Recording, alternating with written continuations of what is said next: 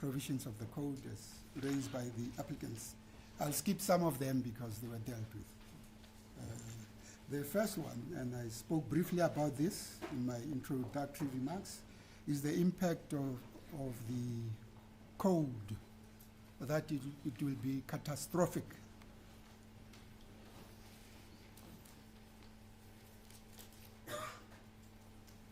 There won't be any catastrophe after all. May I refer the court to 02-1949.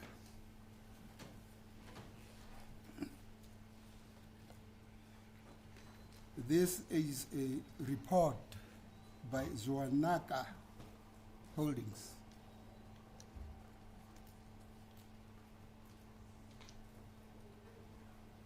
That report dispels those claims that the applicants will fall dramatically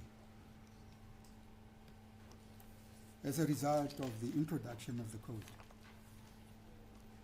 What the report does is that it looks at the entire scorecard scope covered by the code and contradicts the claims made by the applicants. What it does is that it provides a realistic assessment of the requirements of the code using the verification assessment methodologies. At paragraph 2, page 02-1949. Paragraph 2. Yes. Oh, sorry.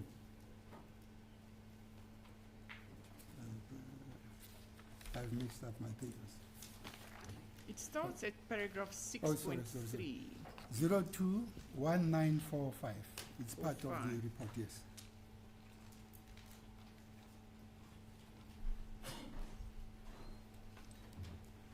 Paragraph 2 indicates that the realistic impact of the code on those who are currently enjoying the heights of level 1 BE rating under the generic codes is likely to be limited to a drop of 2 levels at the most. So there's no catastrophe even with the introduction of the code.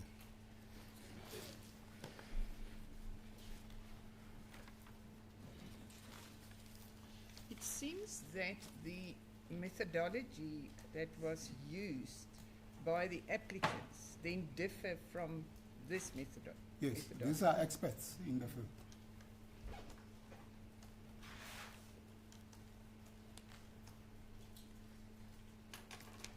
Next, I'll go to management control and the exclusion of non-lawyers' complaint. Firstly,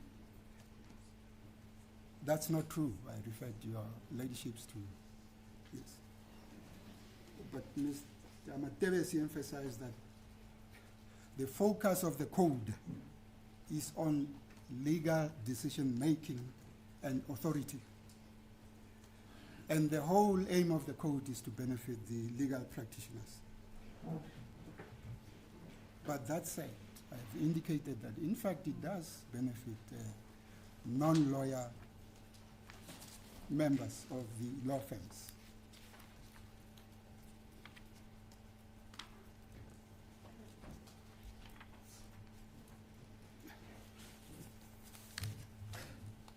The last one, and I hope this will be the last one, is the briefing patterns.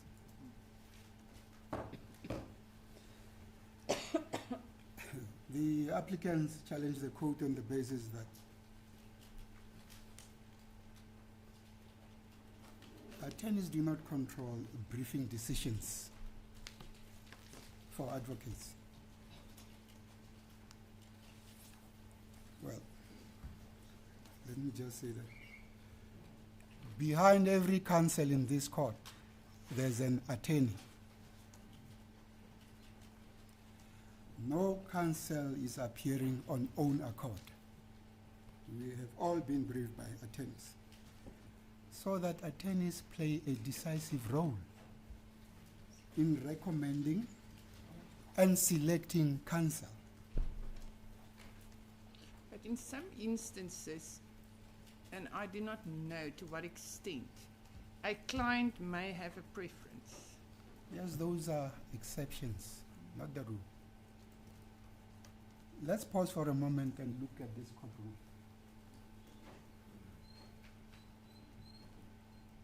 The picture tells you that black advocates can be briefed by attorneys across the board.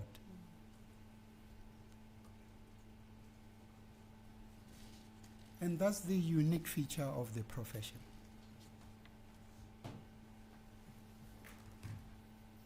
So that there's nothing wrong in imposing or in creating an incentive, as the code does, because the code does not impose obligations on anyone.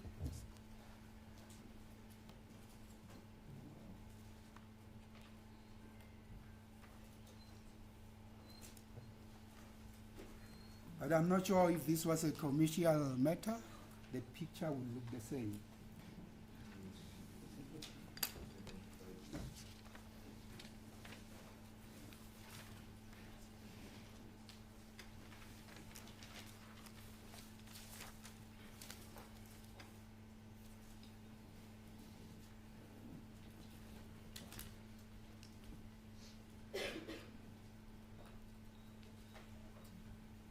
Oh, yes.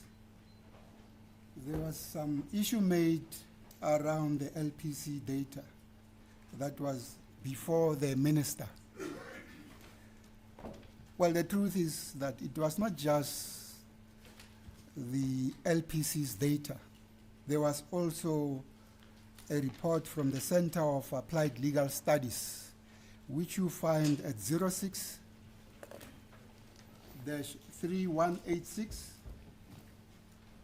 and 06-3188.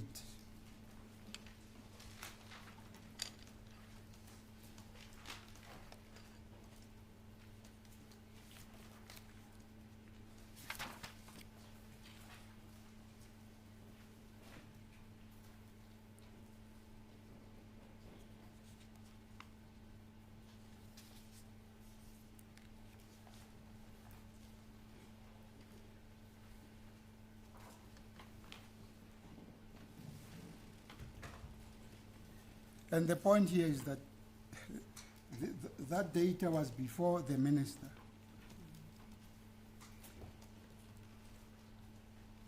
It was not an ex post facto event or claim. That's one of my concerns, because it appeared that only the historical data, but it's not. It was No, recent it's not. data. Yes.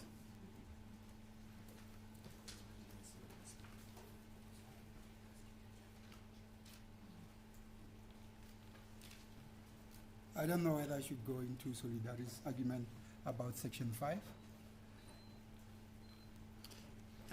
and the advisory council. Yes, just shortly, because It's not in their papers. Oh, it's not. That's in all, yes. It's not in their papers. You can put a full stop. But I must object, it's just, I don't want any issue here. It's paragraph 22 of the supplementary act. Thank That you. works unfortunately incorrect there. I just want to mention, it is Thank- mentioned in paragraph 22 of the supplementary. Perhaps it's Just that wanna make it age clear. issue. I think advice from your juniors most probably. Dangerous. We will want to just short what your sense is of what we should do with Section 5.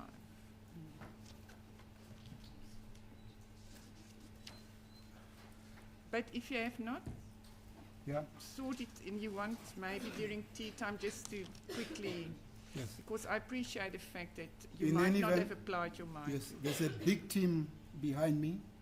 Oh, They may can. carry that.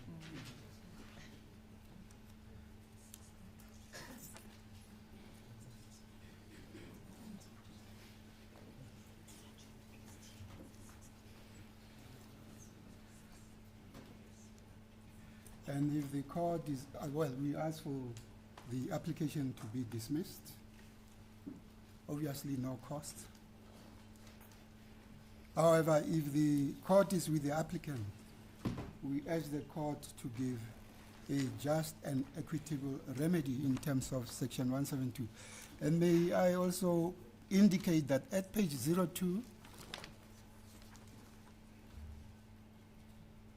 1835, this is the affidavit on behalf of the LPC, where the LPC indicates that where targets cannot be measured or met, entities are at liberty to engage the legal sector counsel, that the process is always one of review and engagement, and therefore this application was not necessary. So that these issues could have been resolved between the parties. But Mr. Mokaba, if the minister has set out these percentages and targets, may the legal charter council, are they at liberty to deviate from that? Well, they prepare all the inputs, all objections, all queries, interrogate them, and submit to the minister. So on their own, they're not entitled, but they can bring it, they can make submissions to the minister. They make submissions to the minister.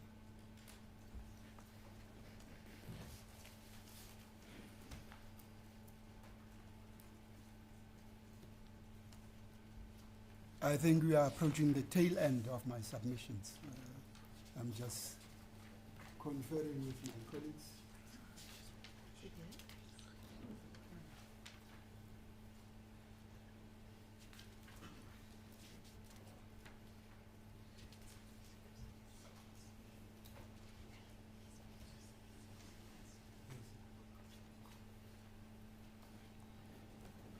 It's also part of the legal sector council's duties to revise.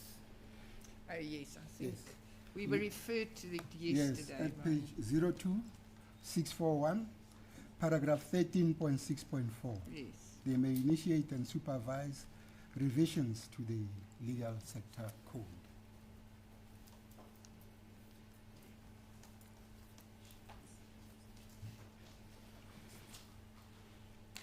Those are submissions.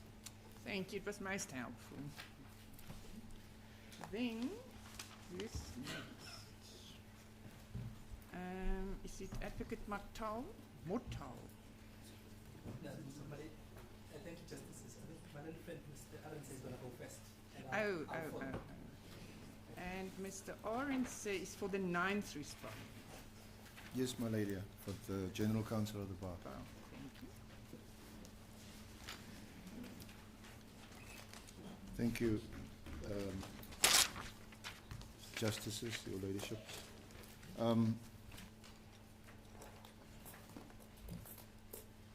Perhaps just to kick off with a trite comment that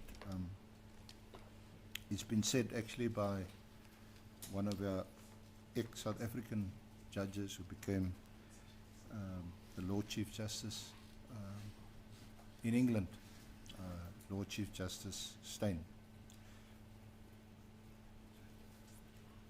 Speak a bit louder. That the law is all about context. And in fact, in the Cool Ideas Constitutional Court matter, when we are all enjoined when looking at the law, trying to interpret the law and how to apply the law, we are told of the triad of the text, the context, and the purpose. Because the interpretation of the law it's a complex exercise. Yes, my lady. Indeed, as we have witnessed over the past few days. It is, and you have the unenviable task of doing that. I've got So- two of the best legal minds in this division. So. Next to me. Oh, we're very happy to hear that. I'm also happy to hear. so much for pressure. If I may just also start off by indicating that we, or in my presentation, I will make reference to the affidavit filed on behalf of the amicus curiae, the Johannesburg Society of Advocates, and we do so with their consent. It is important because of the, I think my colleague, Advocate Bukabe, had already touched on some of it, because it's by a long stretch the biggest of our constituent bars, of the 9 bars that we have, and the numbers that come out of their affidavit are quite startling, stark, significant, and we would submit almost compels one to accept that this code that is under debate is not only rational, reasonable, but is also necessary. Otherwise, we are not going to have meaningful change in the advocates profession, the practicing advocates profession, especially in relation to black advocates and black women more particularly. As a matter of interest, my lady, and I don't want to sound like I am giving evidence, hopefully what I'm saying is notorious enough because it's factually accurate. Many of us in this court have been involved in attempting to transform the profession for many years. And it's been very frustrating, at times rewarding in the sense that we've seen some of our colleagues ascend to high positions on the bench, and in other sectors of the society. But even they who have succeeded and have been elevated will tell you that it's not good enough, that many more of our black and female advocates deserve to get the work so that they are also exposed to higher levels of, to practice in the first place, let alone higher levels of practice.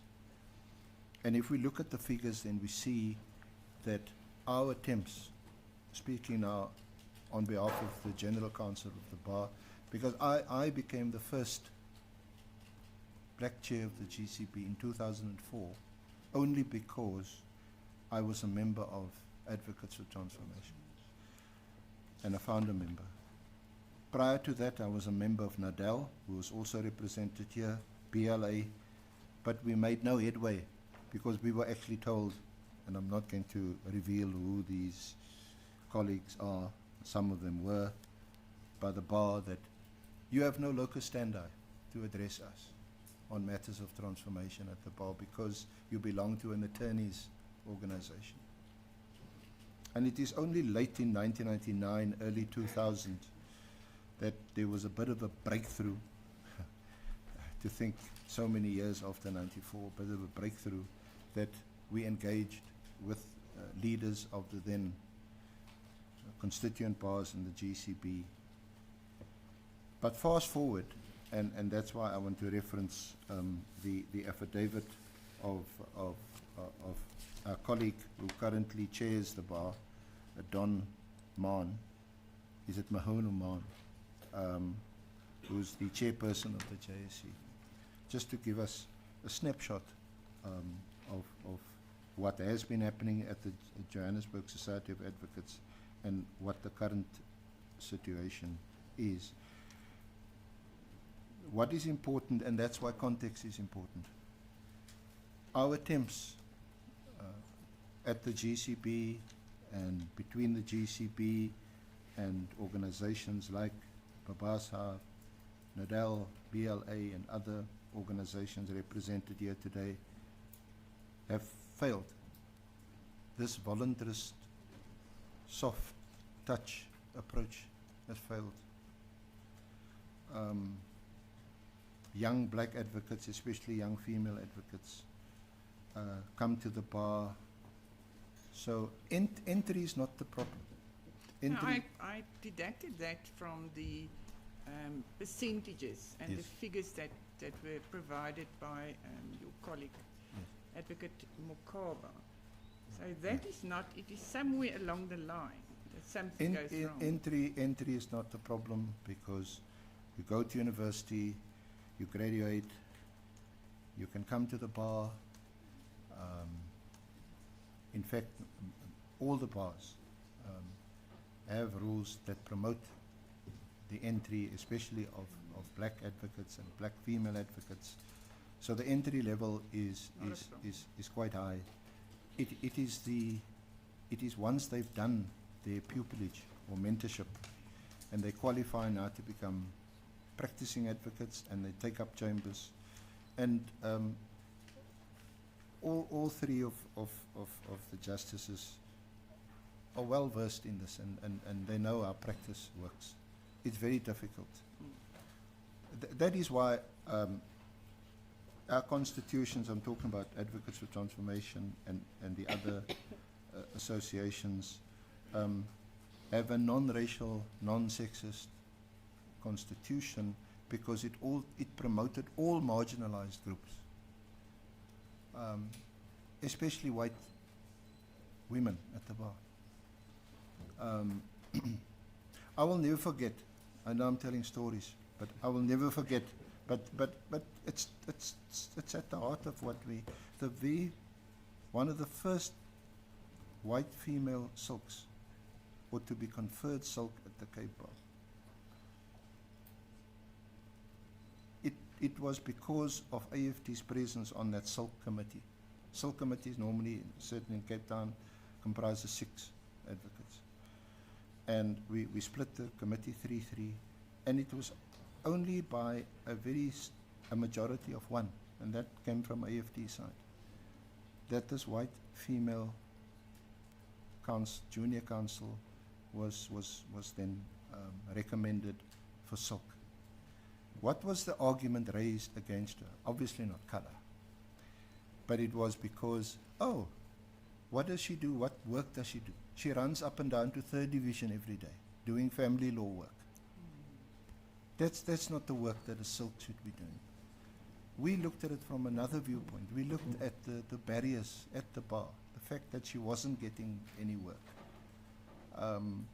And she subsequently became one of our finest judges at the Cape Bar, giving a lie to the fact that she wasn't good enough to be conferred silk. So that is the extent to which we have promoted transformation of marginalized groups at the bar. Now, if I may, and I would urge the court to look at the affidavit and also the heads of argument of our colleagues led by Ms. Hofmeyer, the heads of argument in the JSC. Although they adopt a neutral stance, Yes. the submissions they make are critically important. They say in Advocate Maan's affidavit, it's at 022425, 02/2425, yeah, and at 02/2427, he says that the JSA adopts a neutral position on the merits of the application and does not seek to advance a particular outcome or remedy. Given its size and status, the JSA is in a unique position to assist the court with the submissions addressing 2 topics: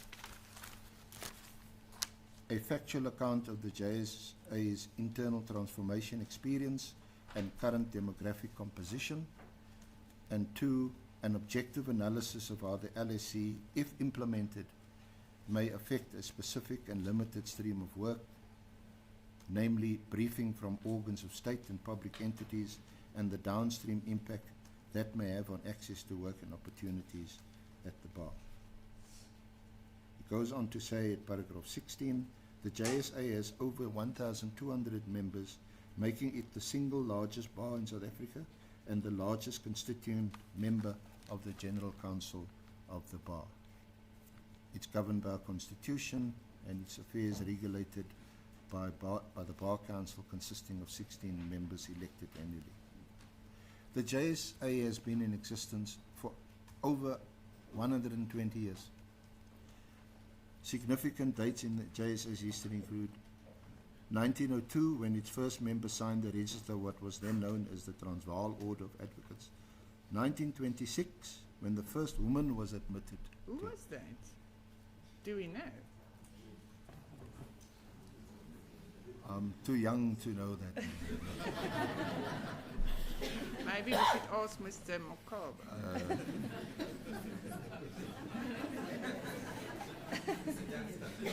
Mr. Bokaba. Tom, I think Tom is younger than me. 1950, when the JSA achieved corporate status on the adoption of its constitution. 1956, when the first black member, Dumasile Duma Nokwe, signed the register.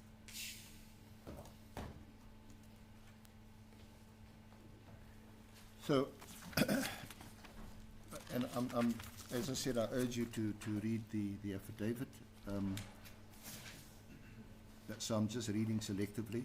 Paragraph 22, the JSA plays a significant role in shaping the future composition of the judiciary. And that is so important for this code to be endorsed. Its aims, objectives are entirely lawful and entirely consonant with our constitution in what it complies fully with the test that was laid down by Deputy Justice Moseneke in the seminal judgment of Van Heerden. Anyone wants to read, I'm sure that even my colleagues who appear for solidarity, they have it next to their bed at night. It's a stunning judgment on affirmative action and the measures that should be taken. So we play an important part in terms of promoting a diverse, both racially and in terms of gender, judiciary. And it's happening, ironically enough, it's happening at a quicker rate than transformation at the bar. But I suppose that is because there's some people who sit here on the JSC, they make these appointments. You can make the appointment. Of course, that is why we need the code.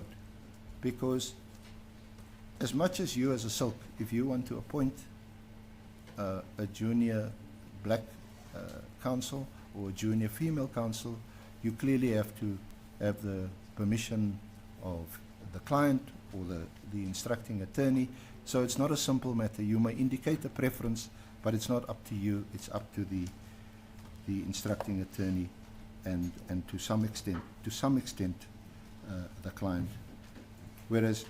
But it is the training that is provided in the legal sector, both of course in the attorney's profession and the advocate's profession, promoting black women, that makes it possible for them to even apply or to be nominated to be appointed as judges. So it is it's almost like a catch-22 situation. If we don't have meaningful transformation in the legal sector, we are not going to transform our judiciary and other sectors in our society. And that is why the context is important, because again, I don't want to be accused of giving evidence. There's sufficient seniority in this court that can affirm this, including my colleagues who appear for the applicants, is that these attempts have taken years. From the appointment of our first Minister of Justice, Dalla Oma, then Bridget Mabandla, then Penwell Maduna. All our ministers have grappled with this issue. Now we do have a code. I would submit, or we would submit, the only issue is whether this code is reasonably capable of achieving the purposes and the objectives of the Act. And there can be no doubt that it does. Obviously, I don't want to downplay or disparage the arguments made by my colleagues for the applicants. They're well made, well reasoned, and they act in the best interest of the applicants. But quite frankly, what are the differences? The differences is in a choice, the weightings, the points, and all that kind of thing.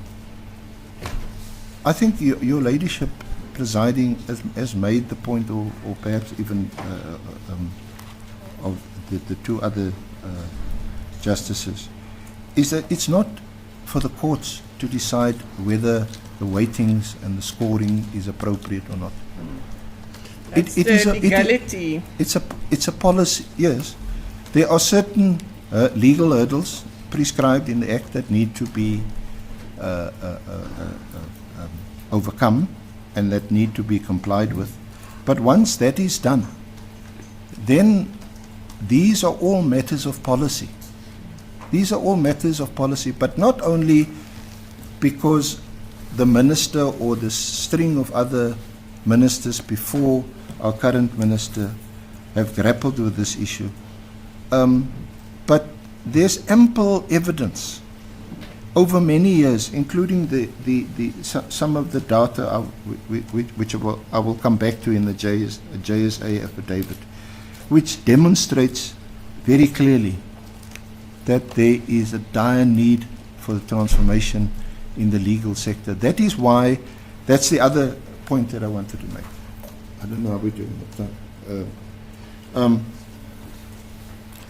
This voluntarist approach of engagement between the constituent bars and bodies like BLA, NADAL, AFT, and so on, it has worked to the extent that we could. And this is in the, and I'm actually not just saying this, is in the JSA affidavit. It has worked to the extent of making sure that entry is made available to black young advocates and black female advocates in particular, that they have opportunity to do pupillage and so on. But that is where it ends. And that is demonstrated very clearly in the JSA affidavit. And that is why we, and then the next step was the generic code. The generic code too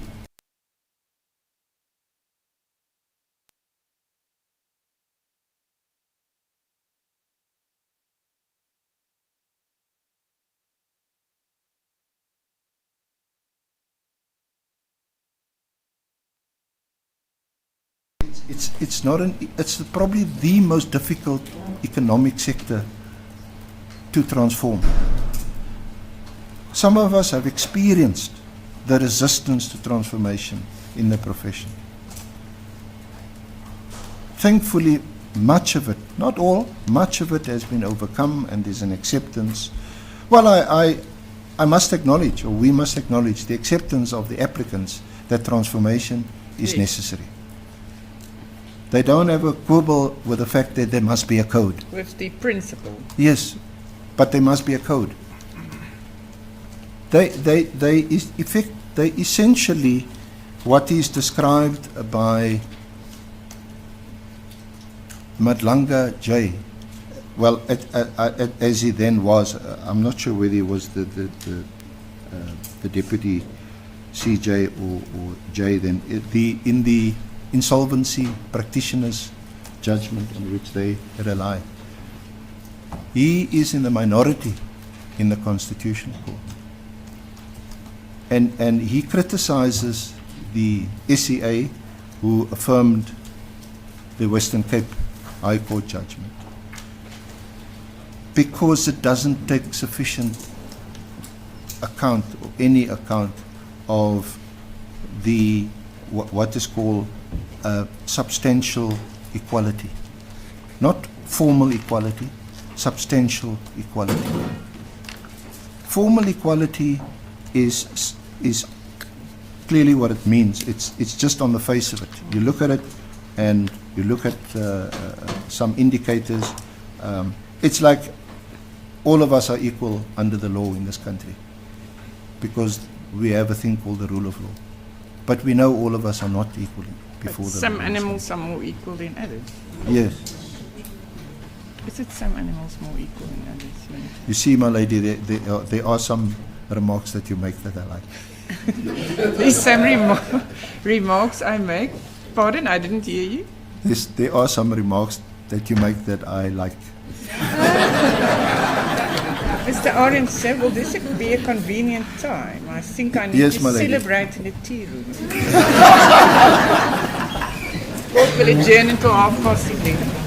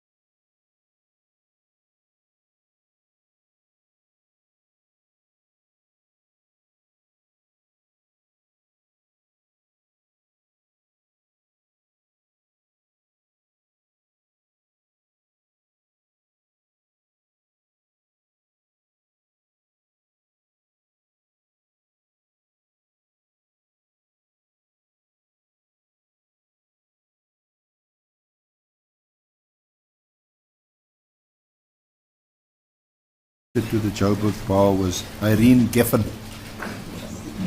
And that was in 1923. Wow. And she had a daughter called Felicia, who became Felicia Kentridge. Married to the great Sydney Kentridge. Now, these stories are not insignificant in the context of this case. No, it's not. Because this is a wonderful profession. I can say so for selfish reasons, having overcome my own struggles at the bar in various hours. You know, the bar is also about having some sponsors, people who look after you. Yes. And when you get the right briefs and you get the right breaks and you then fly on your own, you do that to other people. But it shouldn't be like that. And this is what this code addresses, is to create meaningful equal opportunities for everybody. That is why, let me quote to you from the JSA affidavit.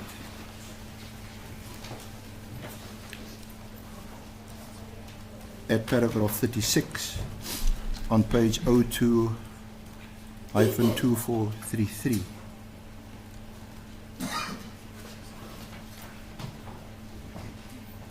Until the JSA adopted its own constitution in 1950, it was subject to a colour bar, excluding black advocates from membership. The removal of this formal barrier to membership did not, however, ameliorate the barriers created by apartheid laws.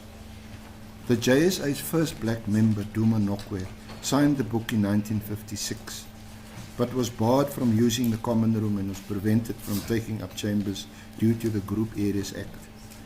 Black members who followed in his footsteps suffered similar obstacles, prejudice and indignities. Chief Justice Ismail Mohammed described his personal experience of these indignities as a member of the JSA under apartheid. And I quote, "The pain and the humiliation were intense.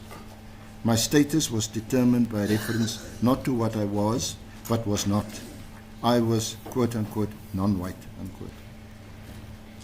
It set about imposing me a badge of inferiority sought to be written on my forehead. Its dominant consequence manifested itself in rejection and exclusion, a constitutional exclusion from the bar in my home city, leaving me to find an alternative path." Now, that must resonate with all of us here today, because that is the new form of exclusion for black advocates, the majority of them, and black female advocates in particular. It's this. The exclusion, they enter the bar, that's now no longer a problem. They do their mentorship and pupillage. They pass the exams. They're now ready to practice. But there's something about them that they're not getting work. And that is what this case is about. And that is why it's important to understand it, this case in the context of the advocates referral system. At paragraph 24 of the same affidavit, the JSA members practice exclusively as advocates in terms of the referral system established under the LPA, that's Legal Practice Act. This means that members may only accept briefs from attorneys and may not directly be instructed by clients, save in limited circumstances permitted by the law. This structural feature of the profession has significant implications for transformation efforts and access to work opportunities. Advocate Maan then describes the JSA's long-standing commitment to transformation in the profession and the various initiatives they've taken. Then he says at paragraph 26, despite these efforts, the JSA acknowledges that significant transformation challenges persist within our bar and the profession more broadly, particularly in relation to access to work an opportunity for black advocates and women advocates, especially black women advocates.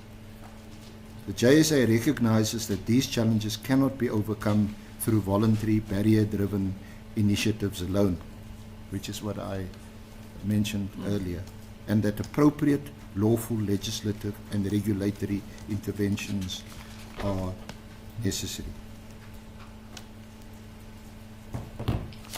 Now, what I want to particularly highlight and reference is at page 9 of his affidavit. It's 02/2433 from paragraph 34 onwards, and the subheading is JSA Transformation Experience and Current Reality.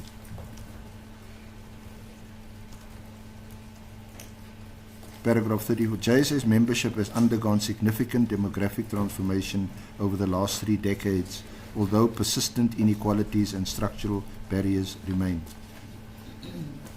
The JSA, like most, if not all, institutions in South Africa, suffered the distortions created by apartheid and deeply entrenched patterns of racism and sexism. Then I think my colleague Tom Bokaba had referenced the demographic statistics. That's at paragraph 39 on page 02/2434. And at paragraph 40, he says, this demographic transformation has been driven by significant changes at the entry level. According to JSA's training records, of the 80 pupils enrolled in 2025 program, 63% were black African colored Indian, and 51% were women. However, this is where the code plays a significant role and hopefully will be approved. Well, it's obviously in practice at the moment. It's been implemented. However, he says these gains remain disproportionately concentrated among junior members. In contrast, the senior ranks of the bar, including those holding senior counsel status, occupying governance roles, or regularly briefed in complex and particularly commercial litigation, continue to be dominated by white males. This is reflected in JSA statistics for senior counsel and set out in the table above. Our 238 senior counsel, 171 are white, that's 71.8%, of which 148 are white men, that's 62.2%. 45 are black, that's 18.9%, of which 37 are black men, that's 15.5%. 36 are women, that's 15.1%, of which only 13 are black women, that's 5%. There are only 8 black African women senior counsel, constituting just 3.36% of all silks. And then this is the nub of this issue, and why the code at least attempts. Because the code is also a case, my lady, it's prescriptive in the sense that it prescribes targets, etc., goals, and so on. But it's still going into the future. It is not prescriptive. It can be achieved. It has to be achieved over a period of time. And it doesn't prohibit you from continuing really salutary practices like scholarships and so on, and assisting young people to come to the bar. A latest, since I've been giving somewhat of a license to tell some stories. No, just seriously, the latest stat, just on Monday, 24 applicants for silk. This is at Joburg Bar, only 1 black man. Now, thankfully, we had also changed. Well, it's compliant with our constitution, that all lawyers, advocates, attorneys, and academics magistrates are all eligible to be appointed to the bench. But it's horrifying if it were only like it used to be, confined to senior counsel. Then you wouldn't have any, or just a handful of black judges. But this is of more concern, and this is what Advocate Mann says in his affidavit at paragraph 43. A further issue of concern to the JSA is the high rate of attrition among junior advocates who leave the JSA each year. These numbers are reflected in the tables attached, which set out the total number of resignations each year, broken down by seniority, race, and gender. A total of 406 junior advocates with seniority of 1 year and above left the JSA in the last 5 years. The overwhelming majority of those who left are black juniors. 272, that's 66% of the total, consisting of 108 black women, 26.6, and 164 black men, 44%. The rate of attrition is even more stark among juniors in their first 4 years of practice. That's years 1 to 4. A total of 142 juniors in this category left between 2020 and 2025, including 121 black juniors at 85% of the total, 56 black women, 39.4% of the total, and 74 women, 44.43% of the total. These statistics must be viewed against the backdrop of the code, which identifies black women as a designated group requiring proactive support and inclusion. The JSA notes these disparities and has committed itself to advancing transformation within the referral profession.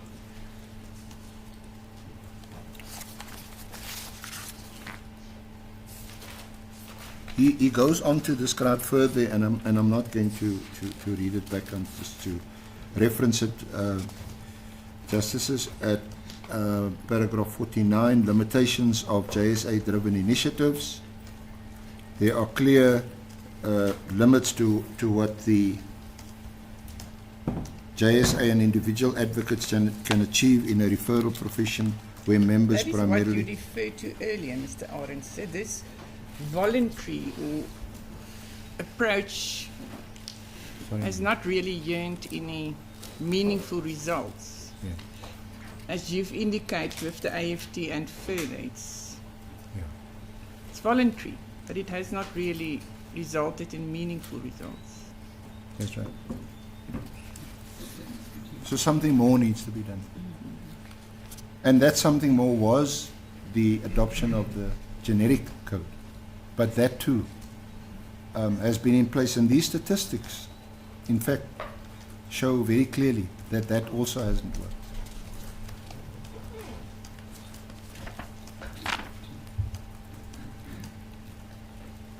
In fact, that's what he says. The JSA's initiatives on their own cannot overcome these entrenched structural inequalities in the profession, particularly in respect of briefing, remuneration, and retention patterns.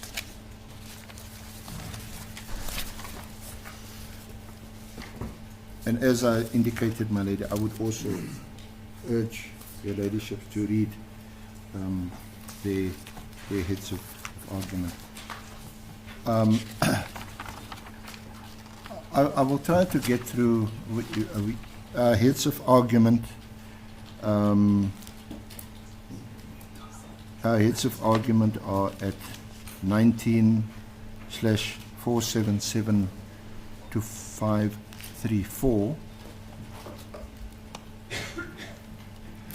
I'm only going to highlight some aspects of it, given the time. We obviously our role is a focused one. We appear for the for those advocates in the referral profession, and I know it may not go down well with a lot of people, but of the groups in the legal sector, advocates, practicing advocates, are probably the most vulnerable. Because, as a rule, we're not allowed, of course, as you well know, your ladyship presiding, that you're not entitled to tout for work. You can't go to a client and say, please brief me, please give me a brief. You have to wait for an attorney to brief you. And that is what is so hard so when young black advocates, young female black advocates, they've had a dream to become like a leading black advocate. We have examples of them in this court. They have ambitions, but they come to Johannesburg all starry-eyed, and they want to become like an Yvonne Mogoro, like a Sisi Gampepe, like a Jason Kabinde. They've done their pupillage, obtained top marks, they occupy chambers, and they have to sit there and wait for work. And that is the most heartbreaking thing when youngsters have to leave because they can't survive. And that is why this profession is such a complex. I think your ladyship pointed that out quite right. It's complex also because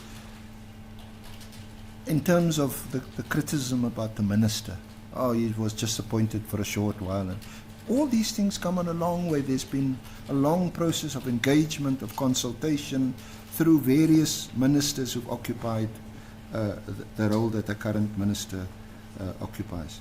And one of the most difficult issues in terms of consulting or negotiating with the legal profession, and again I know this from personal experience, is because of the independence of the bar and the independence of the legal profession and the independence of the judiciary.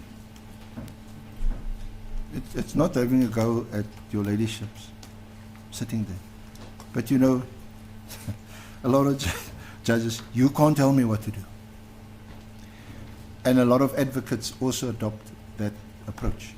When it came to negotiating with the attorneys profession, I remember clearly when Dalla Oma first came on board, and his mantra was fusion.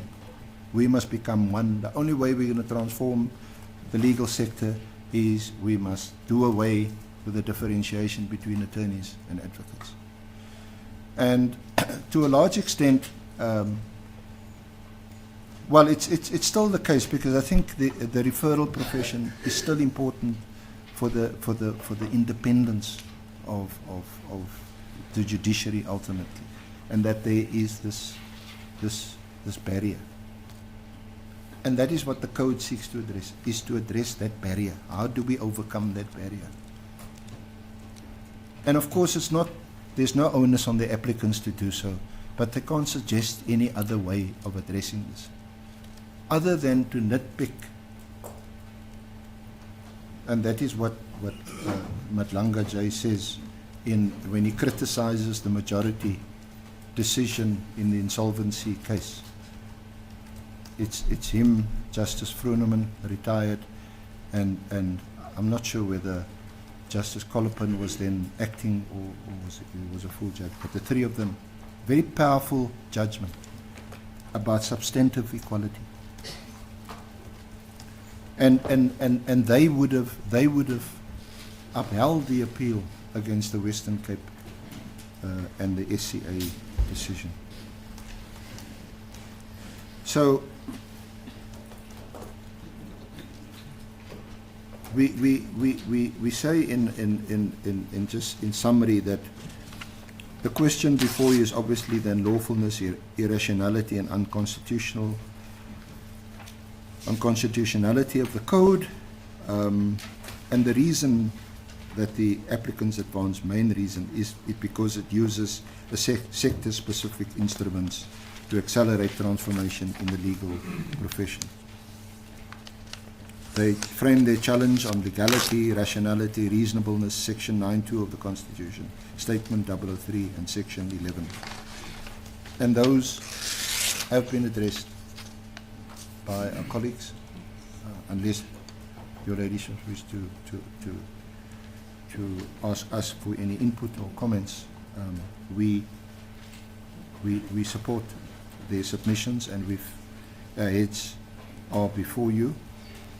But in substance, my lady, the attack is directed at the policy choices embodied in the code.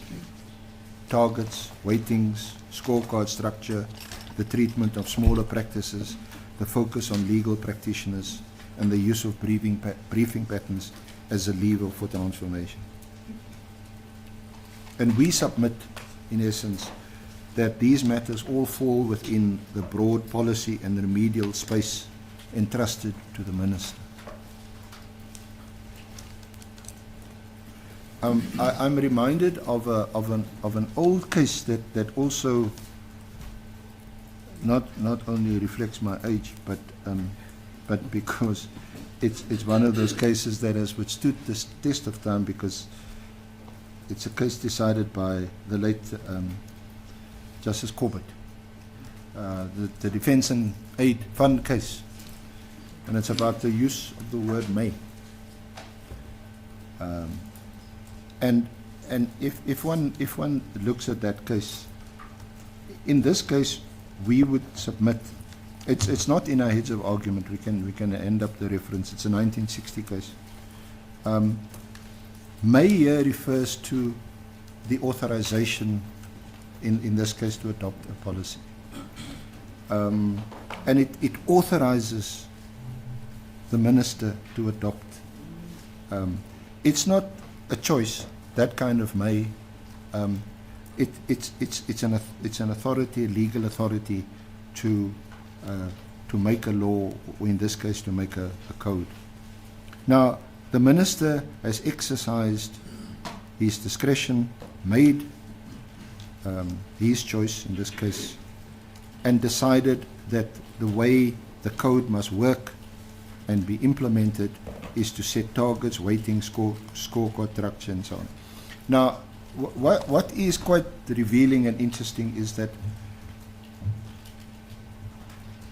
our colleagues, for the applicants, they accept that it's not for them to say it should be 5% and not 10%. It's a policy choice. And we submit that this must be applied consistently across the code. Yes, the proof of the pudding will be in the eating, but downstream. Downstream, when the Legal Practice Council sit and their committee does the evaluations and looks at the scorecards of the applicants and other firms of attorneys, that will be assessed. Those weightings will be looked at and will be considered. And if there is any irrationality or unreasonableness, either they will pick it up themselves, mira moto, or if there's a firm of attorneys I'm sure I haven't looked at it in any detail, but there must be a process of appeal or review of a decision that might be taken by the Legal Practice Council, because that's quite simply how our law works, if there's any adverse decision taken against them. And that's the problem with their approach. And that's also the big material difference between this case, the Legal Practice Code, and the Insolvency Practitioners case. That case directed or required the master to make appointments. That's what the policy said. And of course, when you look at the case, well, if one follows the majority judgment of the Constitutional Court and which confirms the High Court judgment, then yes, it does manifest irrationality in the appointments of insolvency practitioners and so on. And there's also a point that the majority approved of, is that creditors weren't consulted and so on. This is very different. This code is the product of extensive Well, role players, if one have regard in the insolvency practitioners matter, creditors were considered to be role players Yes, and they were not consulted. yes, But the role players in this instance, what we see on the papers, seems to have been consulted. yes, my lady.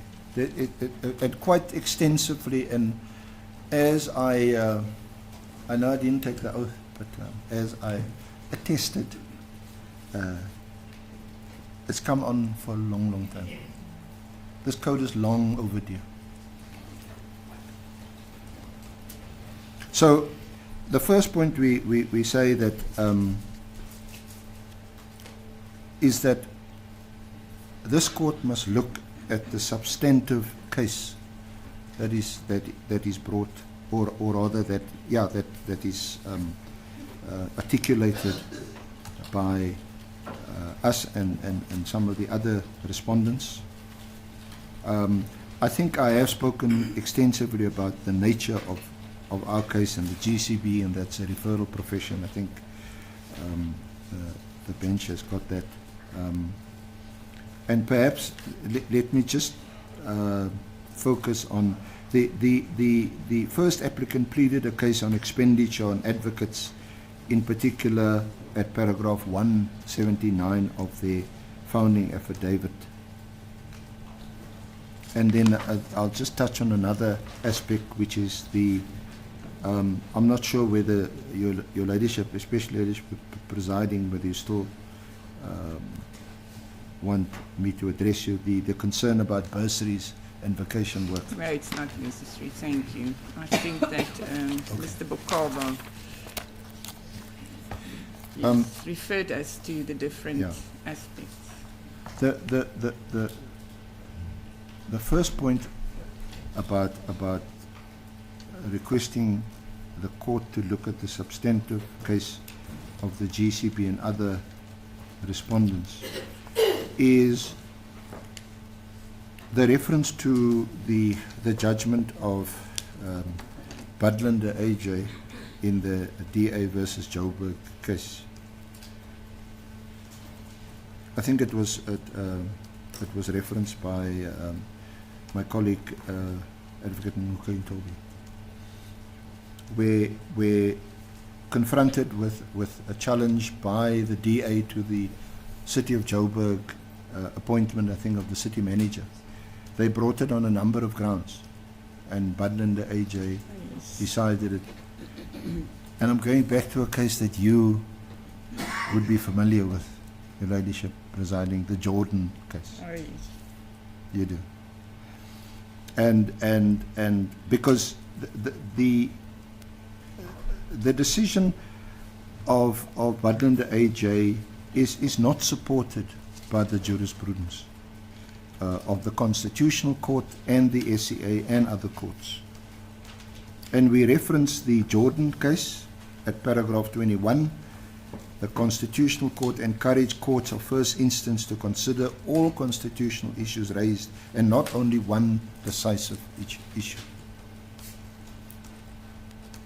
And you recall the Jordan case. There were a number of issues that were raised. It was about under the Sexual Offences Act, and whether both the sex worker and the client and the client, let's leave it there, the client should be treated the same. It was a fascinating case. It was. Absolutely fascinating. And the bench differed in a number of respects. I think there was there was almost equal, but and I think it was previous Judge du Plessis. Yeah, you were acting. Then.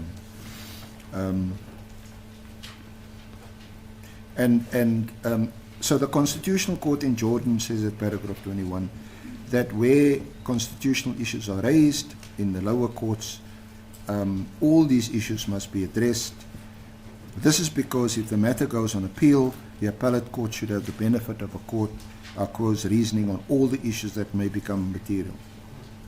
And we point out that the same approach was reflected in insolvency practitioners at paragraph 67.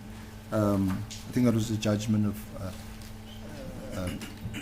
Matopo AJ, as he then was. He's now, of course, on the Constitutional Court at paragraph 38. I've got the reference here, but I'm not No, going it's to not read it. necessary. And we point out that the SCA applied the same approach in the Somalia Association case at paragraph 18, and then in a subsequent case, Land and Agricultural Development Bank at paragraph 44. The point is that a court must always decide every conceivable issue. This principle has been repeated numerous times by the ConCourt and the SCA, even on the authority relied on by the second to fourth Because if applicants. the Court of Appeal do not agree, or does not, agree with the Court of First Instance on the main finding, then they must be able to consider the remainder of the grounds that was before the Court of First Instance. Yeah. I don't want to, it's not my job anyway. I'm not getting paid. My colleagues here are getting paid. But Budlander A.J., who also happens to be a great colleague, I think in his defense, and there seems to be scope for it, is that if there are exceptional circumstances, then, and there's a standout issue, Yes. and in this case, I think the attack was on the resolution that was taken by the city of Johannesburg, and there was non-compliance with it, and he sent it back. So we say even if Budlander AJ decided the case because there were exceptional circumstances in that case, those exceptional circumstances do not arise in this case.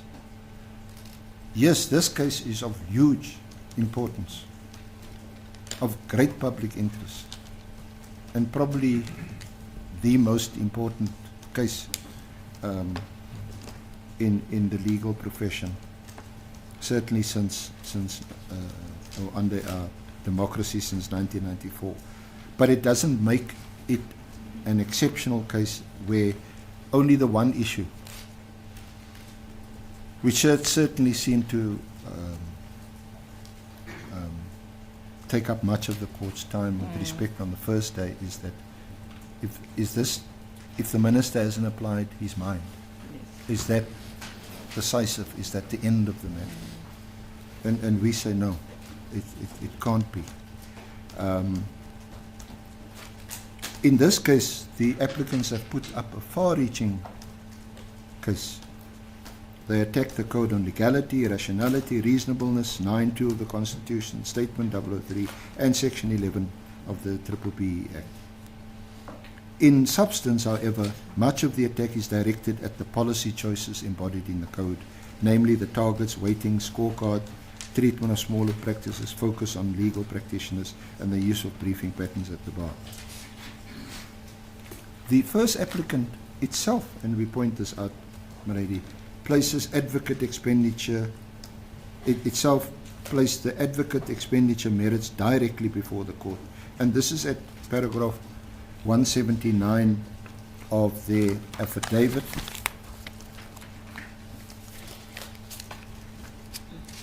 What's that? The case line's reference? I'll find the case line's reference, but I've got it here.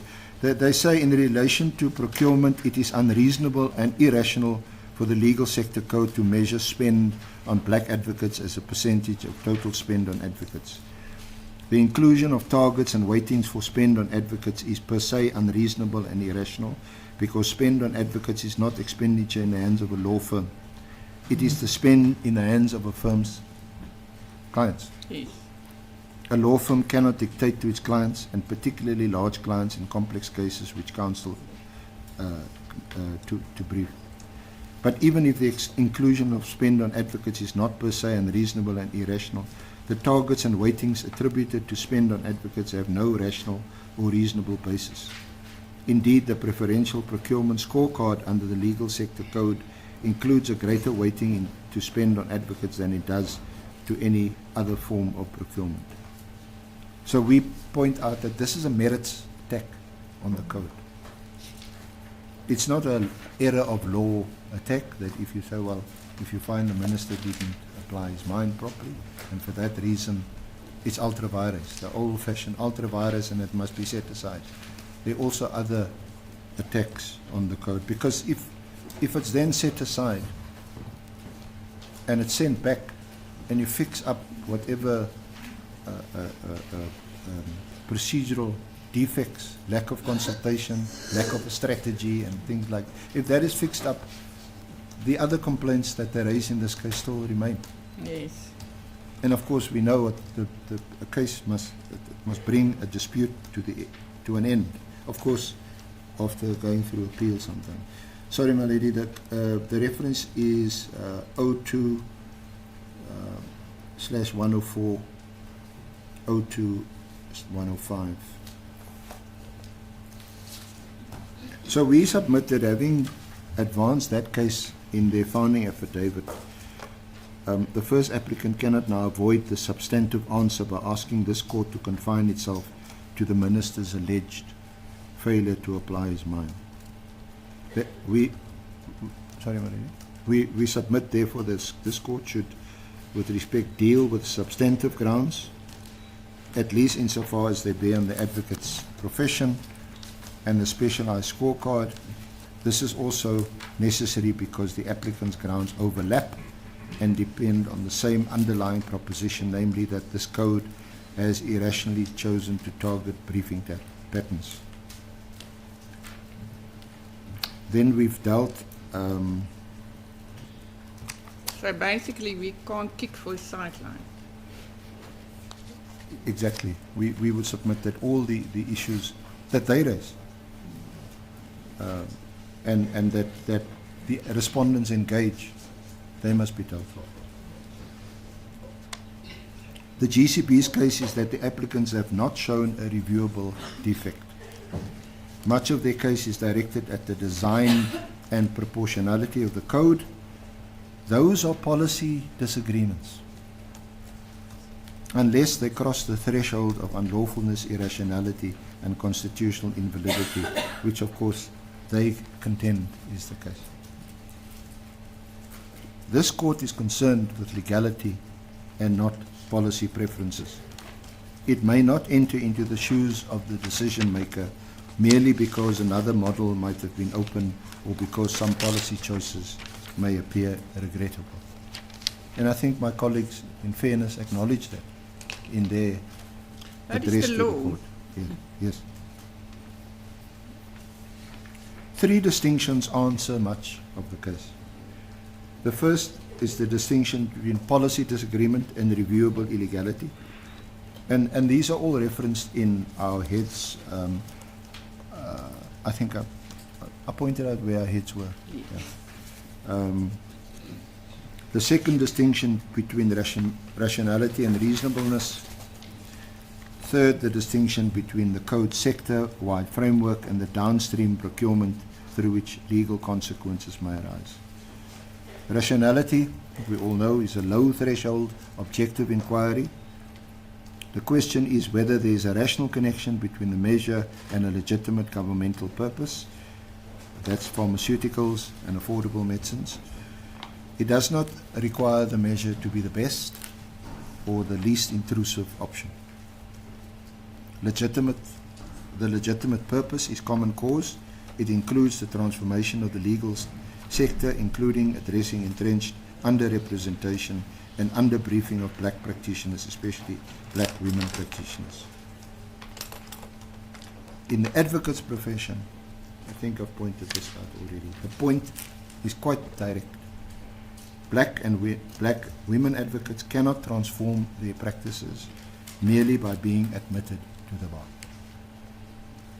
Admission gives entry into the profession. It does not give access to briefs, repeat instructions, leading work, silk-led matters, or the kind of matters from which reputations and sustainable practices are built. Put differently, a black woman advocate may complete pupillage and enter chambers but still be excluded from sustainable and career-building work if briefing patterns remain unchanged. For that reason, the Code's focus is on briefing expenditure as one of the principal ways it gives practical content to transformation in the advocate's profession. So the talking is over. The proof of the pudding is now going to be in the eating. And that code, we've now had several, there was a reference to the midwife, and now there's the proof of the pudding in the eating. And and that's what makes this profession such a wonderful profession. So the Code's emphasis is on retention, progression, and access to work within the profession. And I cannot imagine that the applicants can argue that these objectives are not consistent with the B-BBEE Act or with the Constitution. That is a rational policy choice where the central obstacle for black and black women advocates is a sustainable practice and not admission to the bar. So that brings me to the point about the bursaries and vacation work. Firstly, it's not prohibited by the Code. If the applicants are still sincere about assisting youngsters, young black graduates to become members of the profession, and they offer bursaries and so on, this Code doesn't say you must stop doing that. It's just not part of the scorecard, because if the bench accepts that it's not entry into the profession that's an issue, it's once you get into the profession that's the issue. The bursaries help with promoting lawyers and graduates to become advocates or attorneys. And so that applies to bursaries and vacation work also. They assist entry into a profession, and yes, they may open doors for law students and candidate legal practitioners. But the Constitution and the rationality inquiry is not as to whether bursaries and vacation work are good things. It asks whether the Code's chosen emphasis is rationally connected to the transformation purpose. The fact that a court may regard the reduced recognition of bursaries or vacation work as regrettable does not make the Code irrational. This is a polycentric transformation instrument that selected certain levers. And the court may not set aside a policy instrument merely because another lever could have been selected, or a better lever. Then to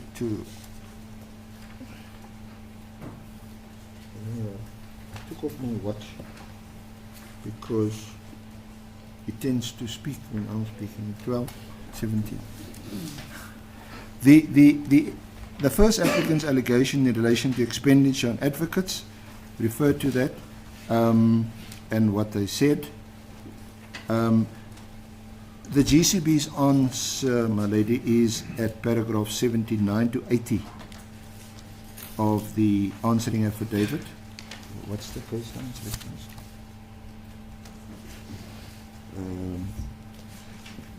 I think it's 021577. Thank you. Our answer at paragraph 79 and 80 is as follows.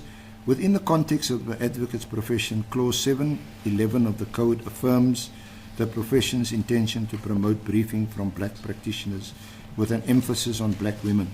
Clause 34 uses this goal as part of the procurement scorecard. These provisions represent deliberate and proportionate strategy to address structural exclusion. It is also significant that the code was developed through inclusive consultation processes with representatives of the advocates profession, including the GCB, and is underpinned by empirical data confirming disparities in briefing practice. The GCB and its constituent bars participated in these processes and have long advocated for briefing reform. We criticize the first applicant's complaint as misunderstanding the rationality inquiry and the structure of the referral profession. The inquiry is this: is there a rational connection between the legitimate purpose of transforming the legal profession, the structural features of the legal profession, and the measures adopted by the code? And to a large extent, the applicants do not dispute this. Their issues only relate to some measures adopted by the code. And we say that is a policy choice that is permitted for the minister to make. So we say the code connects these three important aspects.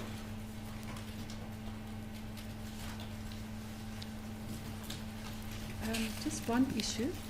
I also understood the applicants to take issue, one of the issues in reviewing the different aspects of the code is that it is not compliant with 003 statement. Just briefly, the view of your client. Sorry, Your Ladyship, No, what I was saying is one of the issues raised by the applicants is that there hasn't been compliance with statement 003. In other words, the deviations do not comply with that statement. Of course, that brings it back to the whole discussion we've already had about the status of, or the legal effect of statement 003. So that is why they, as I understood the argument, one of the reasons why they attacked Yes, the Let me just certain find- policy, or not policy, certain aspects of the code. Yeah, we had revised our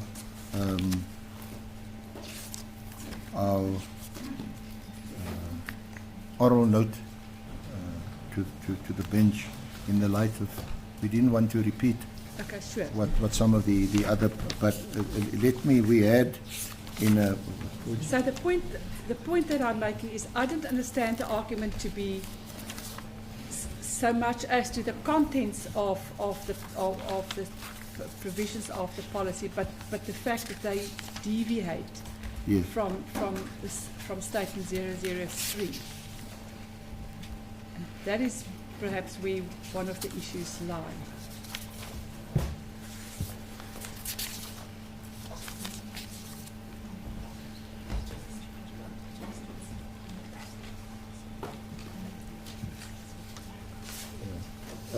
May I refer you to paragraph 38, 28 of this, excuse me. Sure.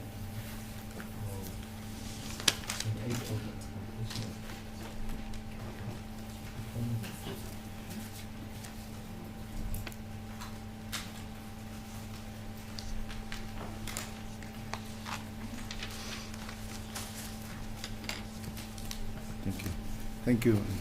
And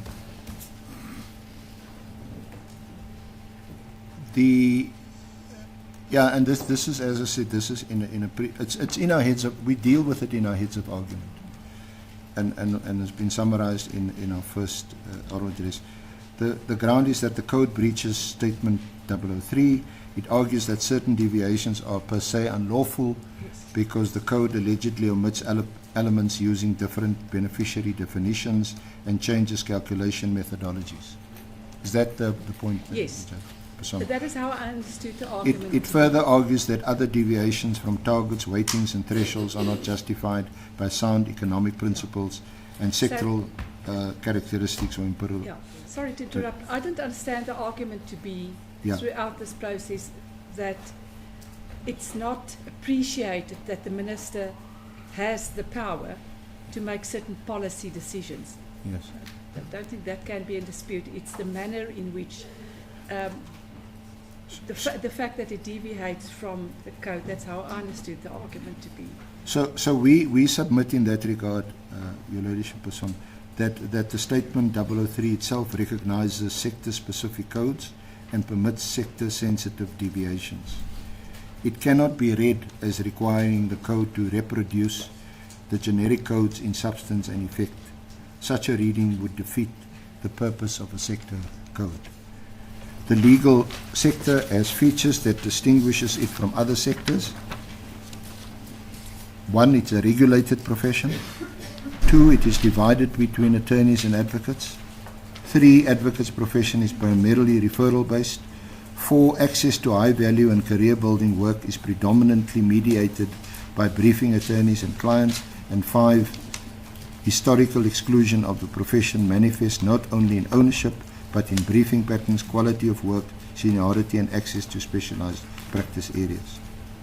The code's focus on briefing expenditure is therefore a sector-specific response to a sector-specific problem. Is that code binding, or is the statement binding on the minister? The statement. In other words, must the minister follow the statement, each little, what is contained in the statement? Well, we submit that the statement permits, the statement provides for a sector-specific code to be issued. So in that regard, where there are deviations, like we submit in this case, Yes. where it can be justified by sectoral characteristics. The code must be applied. Yes, as far as possible. And where there is a deviation, it needs to be justified. And we submit that the first applicant's reading of the statement is too rigid. It treats the generic codes as the ceiling rather than the starting point.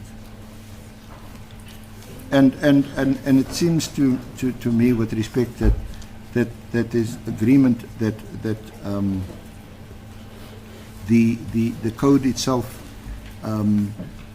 has failed the practicing advocate's profession. So it is a starting point, and we say that the sector code may be stricter, may reward different conduct, and may shift the emphasis from generic indicators that matter in the relevance. Thank you, Mr. Oren. So you have answered Justice Basson's question. We've said a statement must be applied. Yes.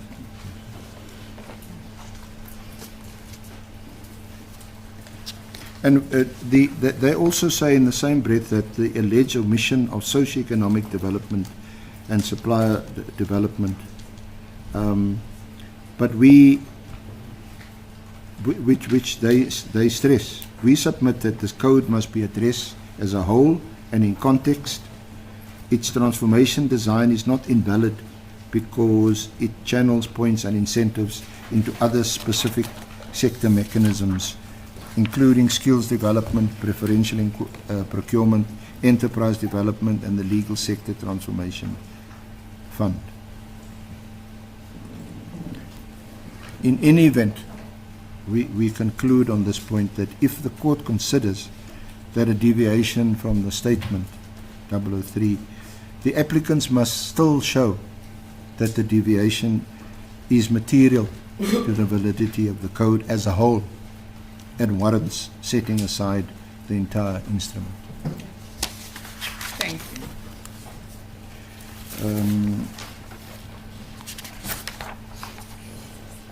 I think it dealt with the first fees, dealt with the referral nature of the profession.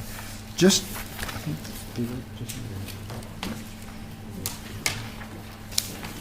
on remedy.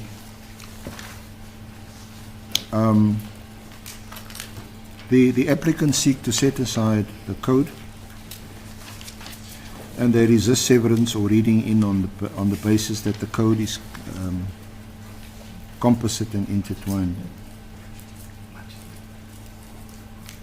Our position is that the application should be dismissed.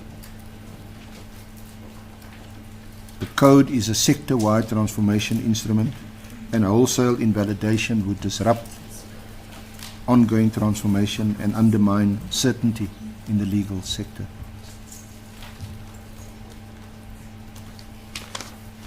The remedy the applicants prefer is drastic.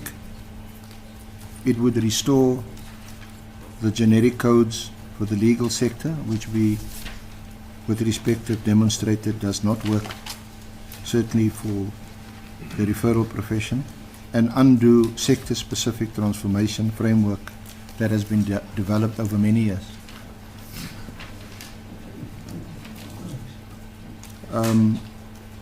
We know this is a crucial and very important case, and certainly we, and many of us acting for various law organizations,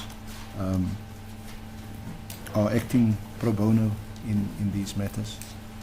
So to the extent that that the state respondents may magnanimously say that there be no order as to costs, we submit that if the application is dismissed, then costs be awarded to the non-state respondents in this matter, as the court pleases. Thank you, Mr. Thank you. Thank you, Madam.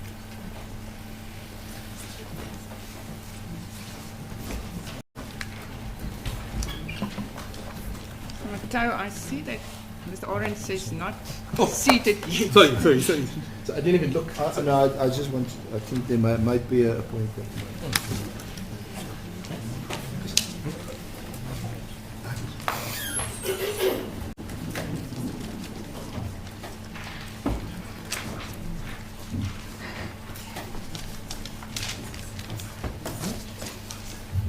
Thank you, Madam. Yeah.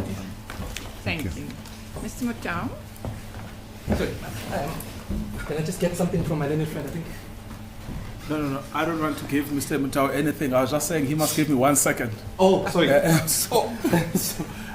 My ladies, I have got some personal pressure I need to attend to. So if I walk out, it's not out of disrespect to the bench or to my colleagues. Thank you. Thank you. Mr. Matau, you are for advocates for transformation. Yes, the court pleases. Thank you.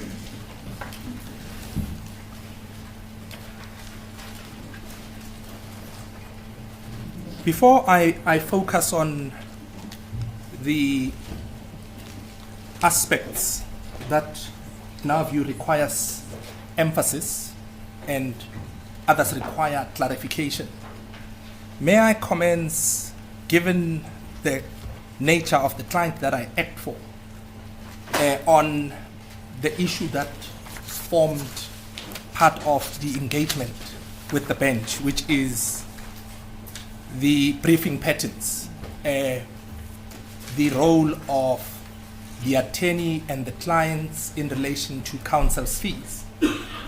And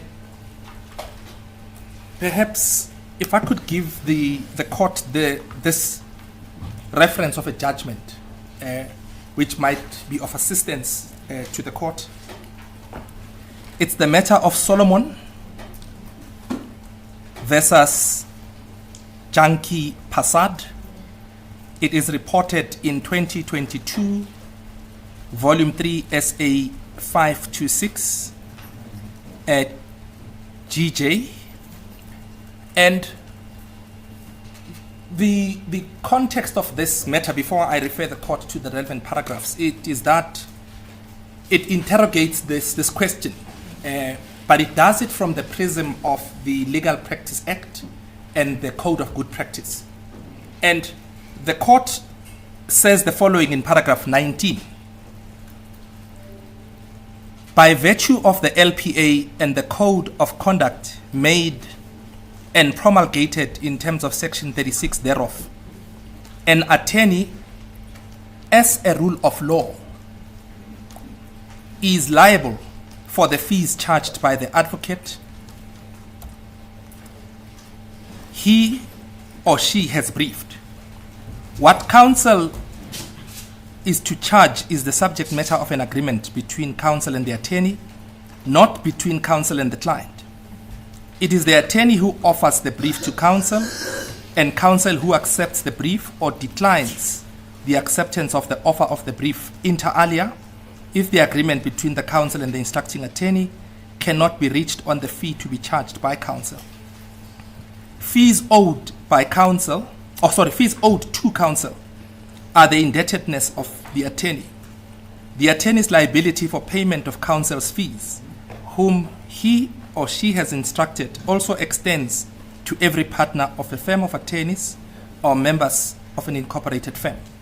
And if the firm is dissolved or the incorporated firm is wound up, such liability remains with each partner or member. Also, where such an attorney, for reasons of insolvency or any other reason, is unable to pay, counsel may, with leave from the provincial council, receive the fees due to him or her from another source in discharge of the indebtedness of the attorney. So, I lead with this case because there was this issue that arose regarding payment of counsel and the client, and It's not an expense of an attorney's firm. so it goes to the spend, the Yes. spend point as one of the requirements and the incentives as it were. So it puts paid to this notion that, but ultimately it's the client, that whole notion. And I don't mean that one exists in an environment where they do not appreciate the fact that there are certain instances where clients will insist on counsel. And I cannot stand here and say I'm not a beneficiary of that. I am, but it would be losing the essence of what the case is about if you were to look at that in isolation and not look at the factors that influence the client being able to say, we want a particular type of counsel. And that is simply and purely a product of exposure Yes. to work. By virtue of an incident of nature, I've been ahead of certain of the colleagues, and in particular black women at the bar. They come into the bar, they are told, well, we don't know you. One. Two, they're told, give us a profile, which in and of itself is a problem, because a profile says to a starting advocate, well, you've given me a reason not to brief you, because I wanted to brief you on a head injury case, or I wanted to brief you on a tax matter, or on a company law issue. But your profile says, I cannot, as a partner in the transformative project of transformation, bring you onto a matter, expose you, because once you've done 2, 3, or 4 of those matters, you then develop the expertise. I must advise these young, and this is on the side. Yes. She's no longer a Judge de Vos as she was then. Correct. Once she was also one of the first women advocates, and she once received a phone call from a firm of attorneys to ask her whether she does company law, and she said, does it involve litigation? And I said, yes. She said, I do litigation. But that is precisely the point. In other words, the point I'm trying to make is that transformation becomes a moving target, and people find barriers to entry rather than opening them up. I can give another example which equally creates a problem. My seniors, Mr. Arense, Mr. Bam, Mr. Bukaba, who came ahead of me at the bar. Now there is a new system where you say, well, you must quote, it is only natural that I will be cheaper than him. Not because of anything else, and not because he doesn't possess the requisite expertise to deal with the matter. But it is simply because, well, you took silk too early, you are now more expensive than Mutawi, and therefore you are out. The point that really I am raising is this, that the legal sector code is not in and of itself a perfect response to the plight within the legal profession or within the legal sector. It is but a first step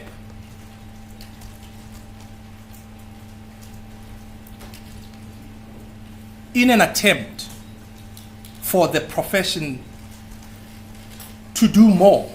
In other words, more than simply what the generic codes were providing for, but to breathe life, as it were, into the constitutional project of transformation by taking it a step further. And colleagues who argued before me indicated the fact that there are amendment provisions in the entire regulatory scheme. Some of the issues that perhaps I'm raising, that I know that many of my colleagues have suffered from, are not necessarily catered for in the sector code. But is that a reason to come and throw my toys out of the court? No. You become a partner in the social project to transform if you are bona fide.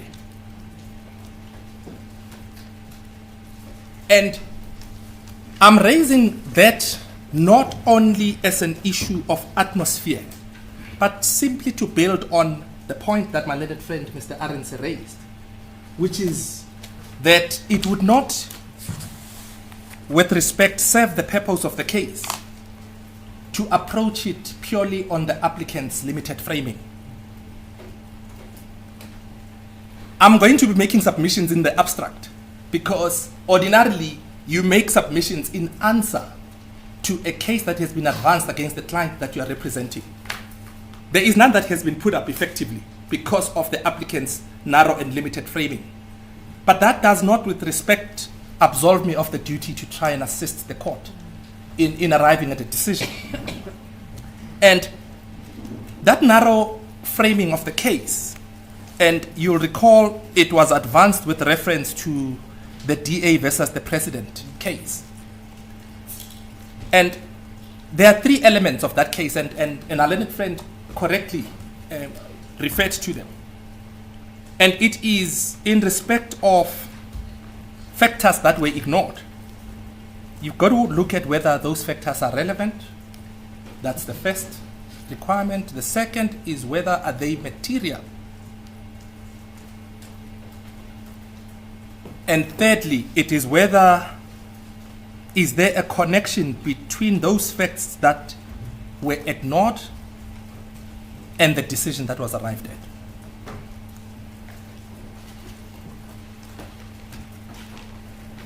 And that exercise will require a substantive engagement with the applicant's grounds of attack.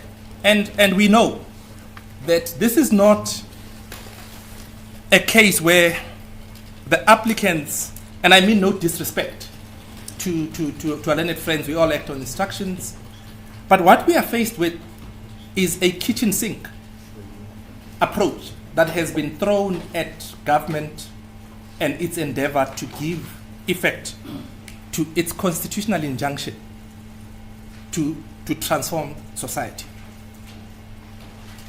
And what is then required in our respectful submission is for the court to engage then with each of these issues in accordance with that DA versus president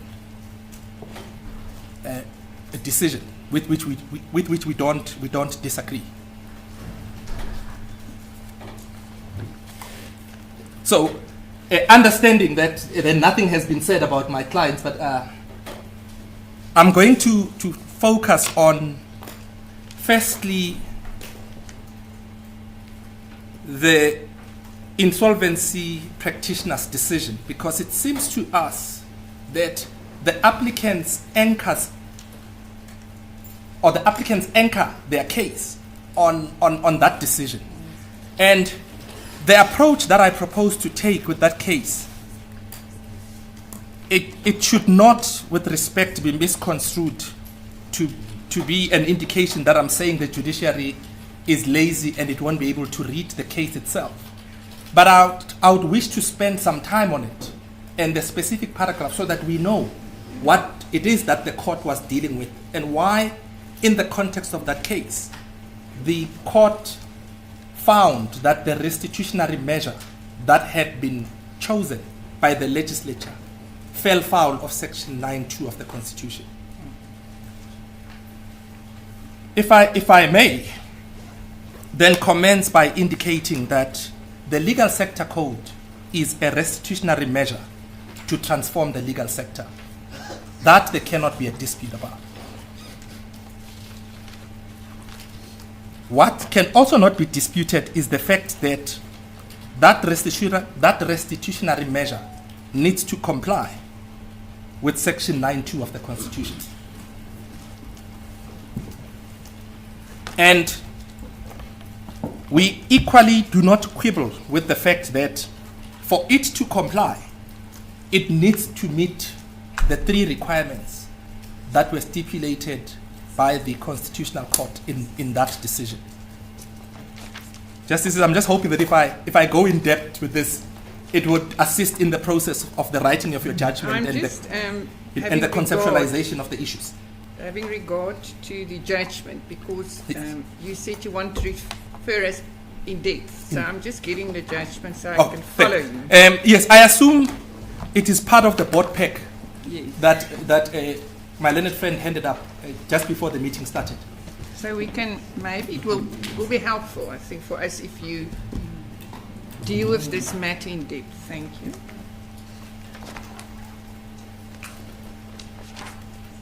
The judgment, I don't know whether firstly, am I correct that it forms part of the pack? It does. Thank you.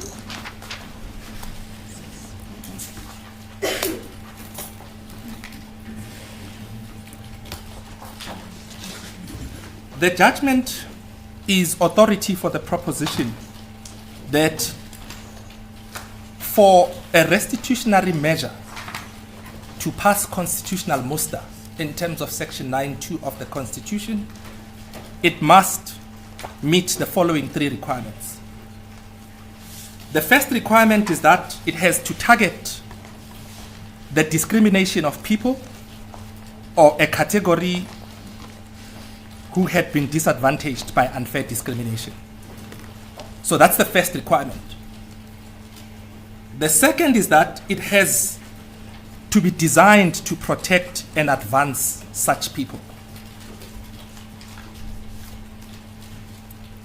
And the third requirement is that it has to promote the achievements of equality, i.e., it should be reasonably capable of achieving equality. What then becomes important after appreciating those 3 principles, it is that judgment is not the first to express those 3 requirements. Those 3 requirements can be traced back to the Van Heerden judgment. Oh, it's referred to in the judgment itself. Correct.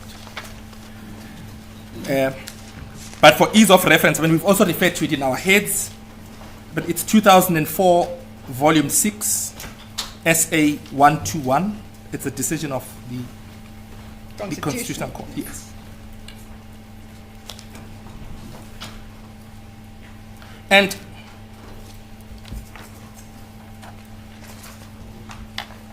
I'm not going to spend time in referring the court to Section 9(2) of the Constitution because it has been sufficiently canvassed On a few occasions already.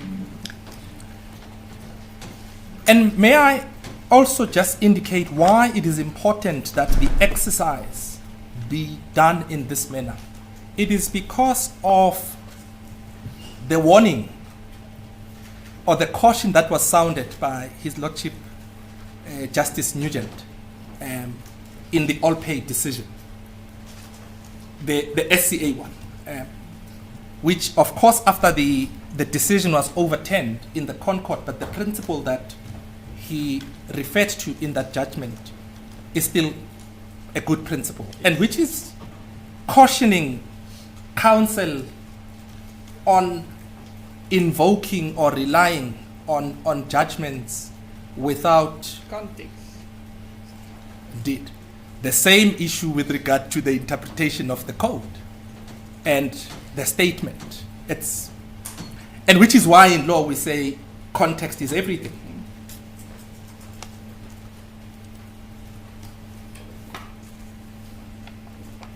In the argument that was advanced on behalf of the law firms, reliance was placed, as I said, on this judgment, and its significance and centrality in the case is important for two reasons, we submit. The first is the law firms invoke it as an anchor to their case,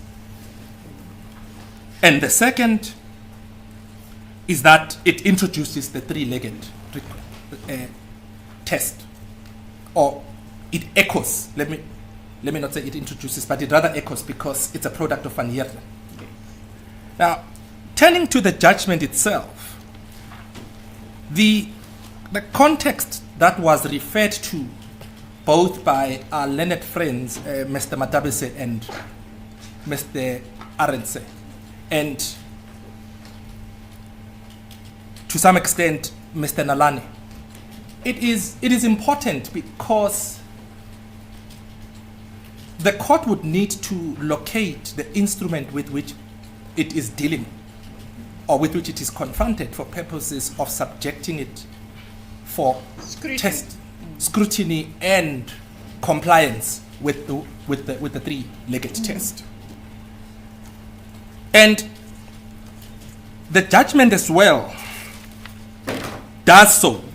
So in other words, before one goes to the passages to which I'm going to be referring the court, in paragraph 1 of that judgment, the necessary context is also referred to. If I could ask the court to have a look at it.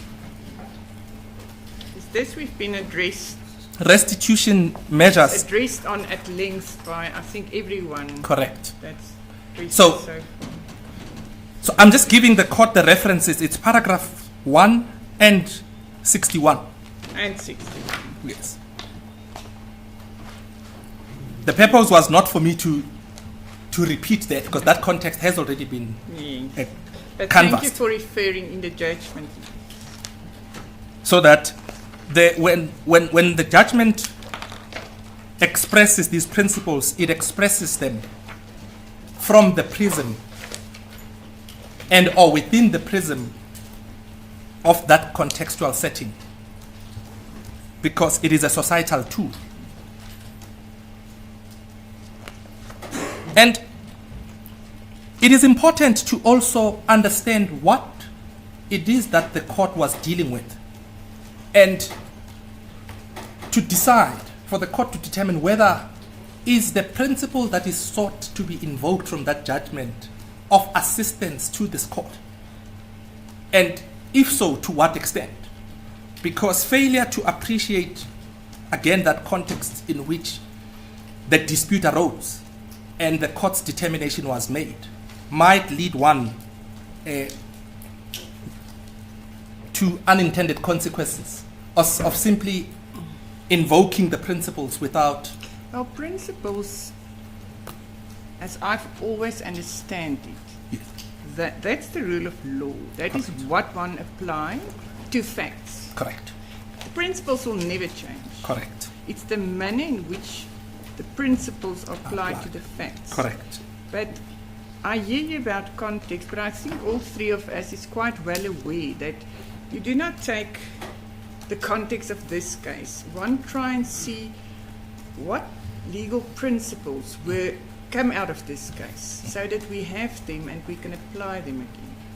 Correct. So you correct. may rest assured in that sense that we... No, I accept that. And in fact, that's really the nub of the submission, i.e., by context in this case, I don't only mean context in those paragraphs, but I mean context also to the factual setting Yes.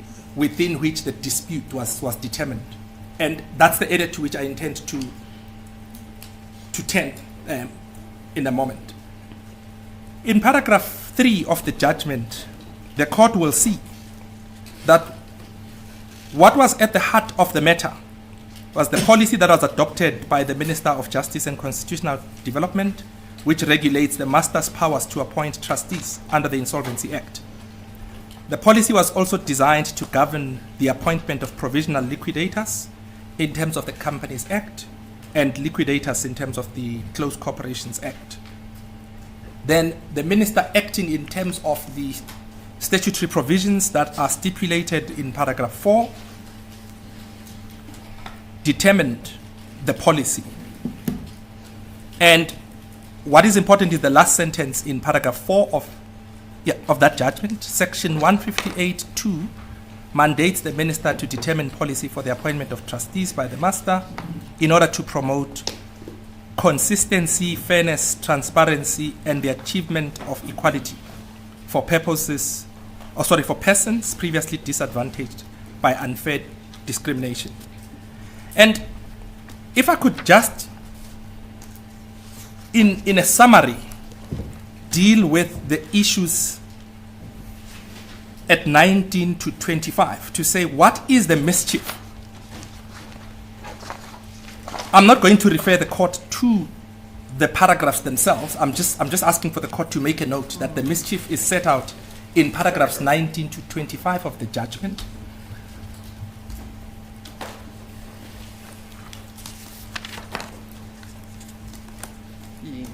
But that mischief is neatly summarized in the head note of the judgment.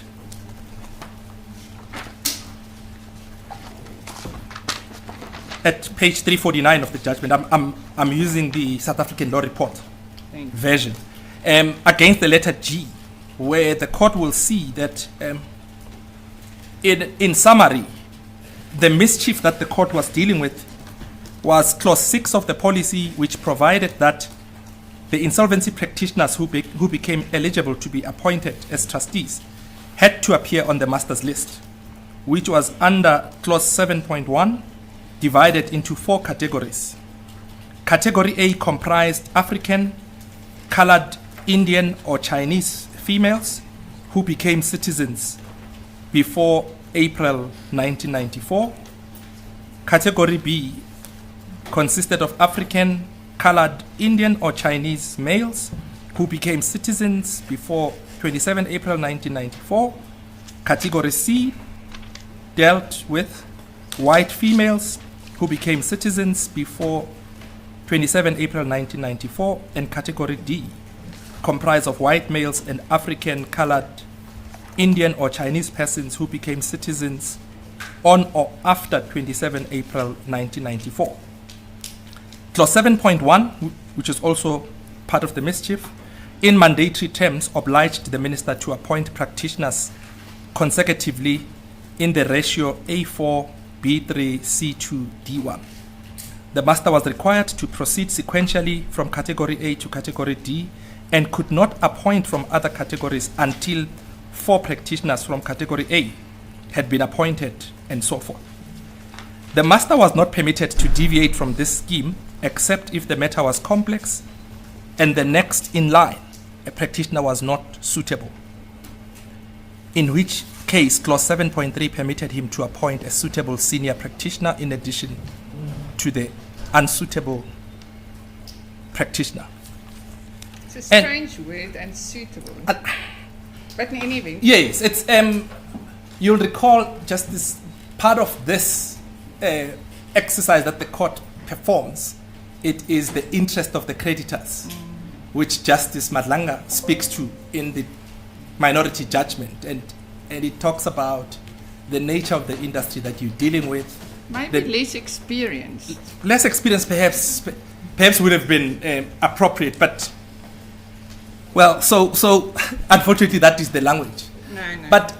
But justices, you'll recall that what had happened here was the court had to perform an evaluation to determine whether the measures in the form of the policy would achieve or perpetuate the status quo. Yes.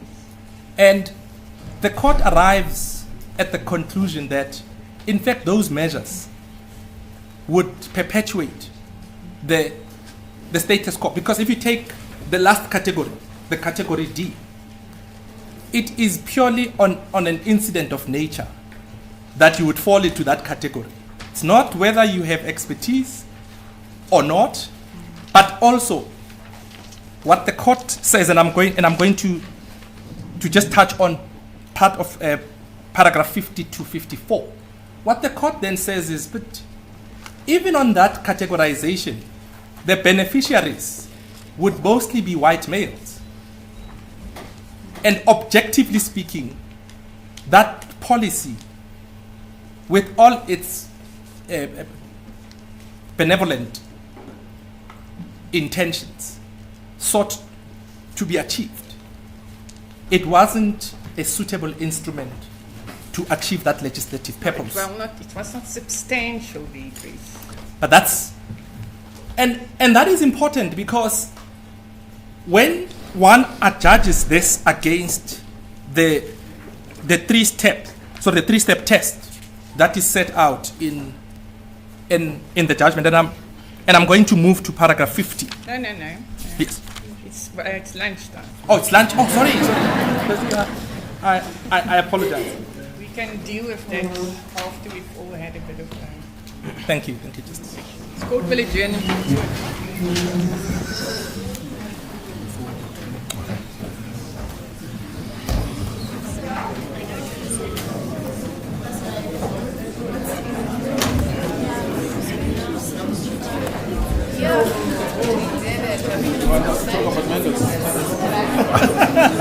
You're showing him that. No, That's I'm going to go and say. no, this.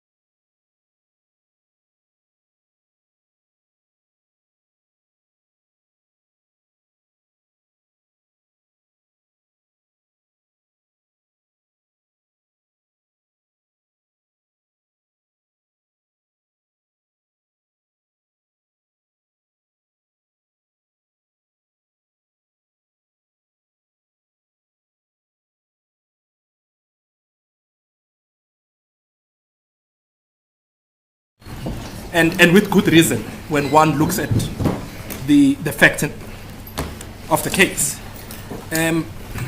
I had indicated that I'm going to go to paragraph 50, but if the court could indulge me to go to 40. Yes.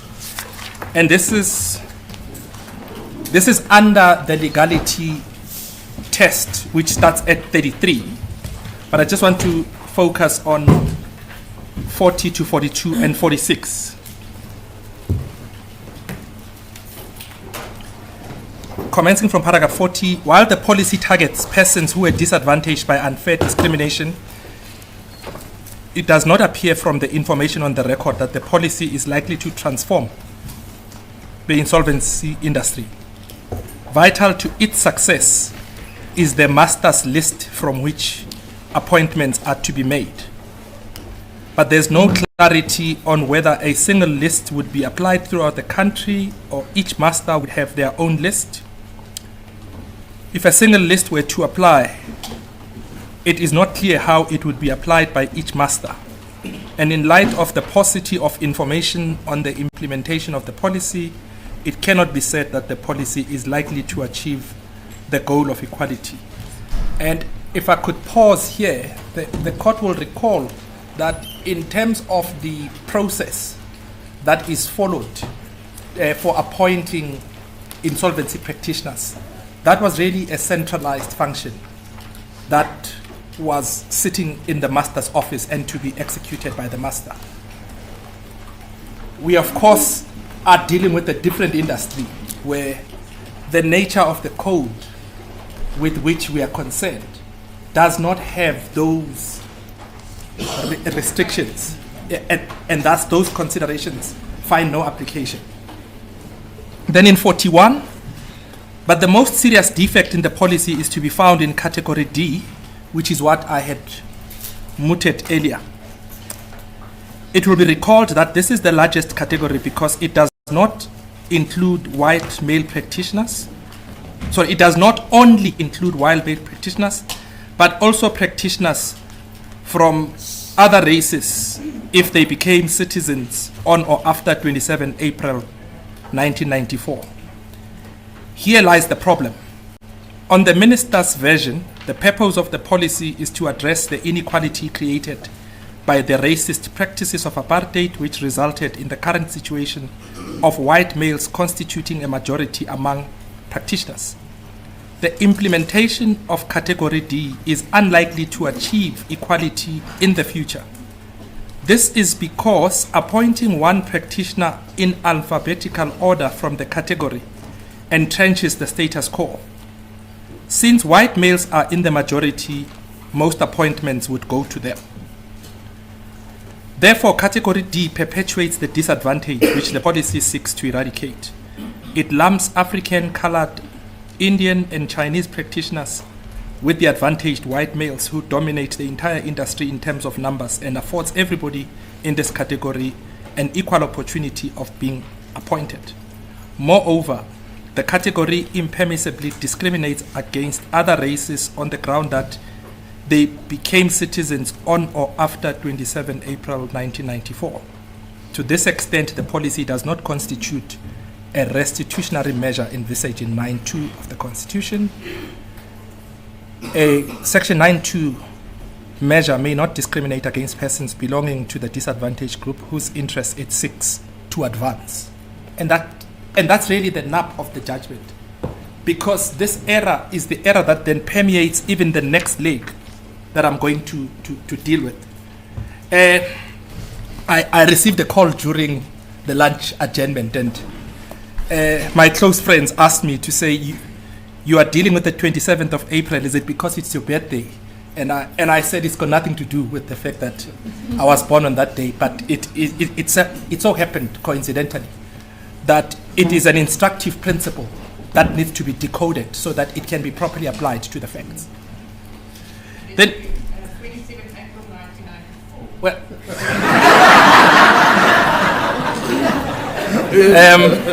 may I take that? Yes. No. I would take that age anytime, but it's probably 2 decades before. Then paragraph 46 is one I'd like to touch on. What is common?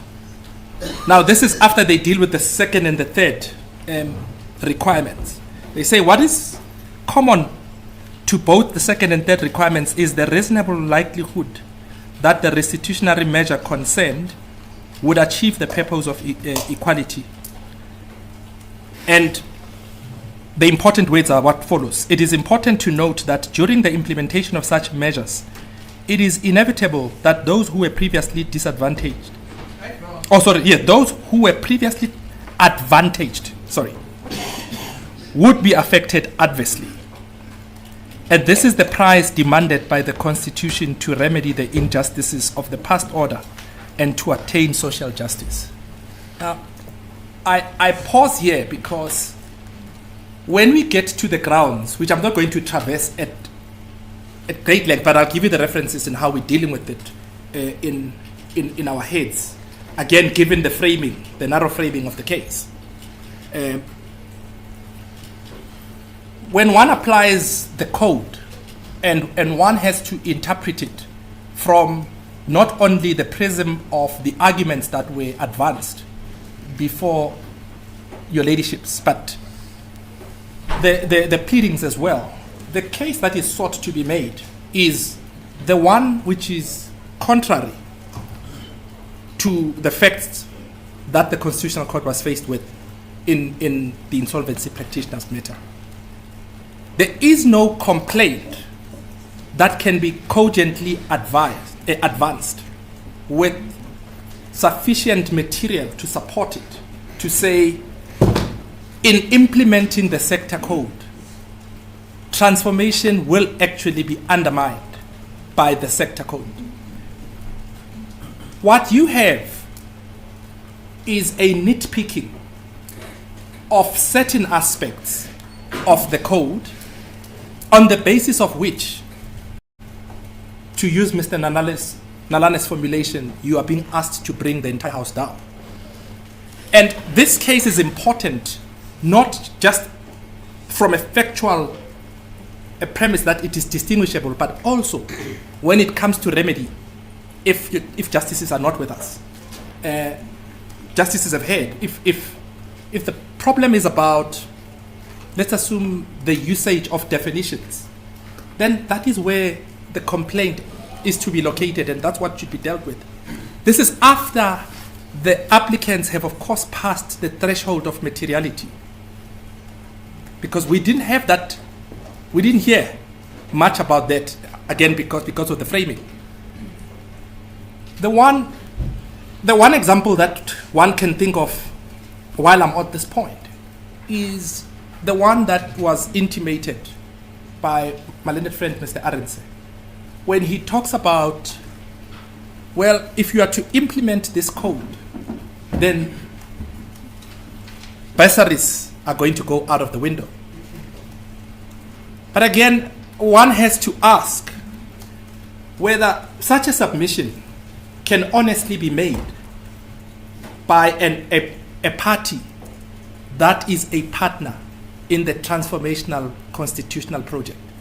In other words, can you say, even to those who are not believers, I mean, they know that when it comes to the biblical scripture, when you are tithing or offering in church, the left hand ought not to know what the right hand is doing. And there's a reason for that. Because that goes to the core of why you are doing it. If you are doing it because you want to display in front of the congregation that what you have donated is X amount, then you are not a cheerful giver.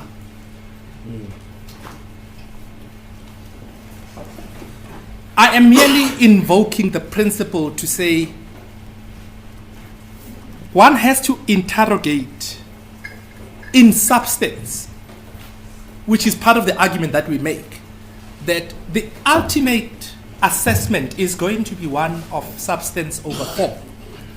In other words, in substance, what consequences flow to the applicants which are of such a material nature that if the code operates in the manner that it is and their amendment provisions, why is it that they do not believe that they can lobby the sector? Can I just Yes. maybe clarify? I don't understand. Yes. Is it the submission that, let's call it, you have to review grounds, let's say the different complaints? Can the different complaints, that components, can that be severed from the entire code? So as I understand it, one should not bring down the entire house. So can that then be isolated, for example, and of course I'm not saying Absolutely. that is what's going to happen, we haven't decided. But if we not with you, can Yes. one say the review on the review grounds the application succeeds, but the rest of the code remains, the rest of the house remains standing? Is that more or less? That's precisely what I'm going, and I'm responding to the submission by Solidarity on the assumption that Okay. your question, Justice Person, has been answered as to why they are here. Yes. And I should not be understood to acquiesce. My client hasn't taken the point, Okay. but proffering that response and responding to that argument, I ask that it ought not to be misinterpreted for acquiescence, and that I therefore understand. yes. But that's where I'm going with the issue, and that is why the point that was made by learned friend Mr. Arendse of materiality is an important one, because it flows from the principle in DA versus the President, and those three elements where the applicant's argument started. So to then come back and perhaps let me just take another example. If one says the code, insofar as it prescribes a 5-year period, it is too short, and a reasonable period is 7 years, the following few issues arise from that argument. The one is this: it is something that will not escape the court's mind, that one doesn't view the project simply from the date when the code was published and it became applicable, but one looks at the starting informative contextual premise as Section 217, Section 9, and the restorative measures. And if that is the starting point, but benevolently you ignore the time at which the clock is supposed to tick, and you say it is when the code becomes applicable, then one can't help but ask, if it couldn't be achieved in 30 years, but 2 additional years are sufficient to achieve the purpose, are we really dealing with something that has discriminatory consequences, or is it a question of it could have been done, but because there was no stick that was used to enforce it, then 2 years is being asked for as an additional period of grace to implement. And that question is important because it goes back to the context that I was talking about in paragraph 1 of the majority judgment and 61 of the minority. Factual position, that is what it is, for whatever reason, but it is what it is. But that context, like I said, it is important that it be appreciated, because I know that my client doesn't add on the process issue, because that's a ministerial process. We work from what the minister says is the process that was followed, and in our heads we do deal with each of the complaints, including the complaint about former Minister Patel's issue, and we take it with specific reference to what the minister says was considered, was dealt with, and if that is the case, we say what ought to follow as a matter of law, even in the form of remedy. is really the purpose of what the purpose of the submission is. So in other words, if the court is not going to uphold the defenses that are put up, there is an issue regarding this. But then again, much was made about the paucity of the information that was put by the minister in the record. Our learned friend, Mr. Nalane, was at pains in painstakingly taking the court through each of the documents that were considered. And speaking purely from a context of the assessment of procurement, one of the decisions that we've referred to is the Lokbro decision. And although it is not analogous to the assessment of compliance of legislation, but there is a principle in Lokbro, I think it's in paragraph 18 of that judgment, where the SCA, in framing the point, it says, our colleague who appeared in that matter, who was advancing a case, Mr. Marcus, is mentioned by name in that paragraph, and it says he had to concede that his client is not entitled to a perfect process, i.e., one free of innocent mistakes.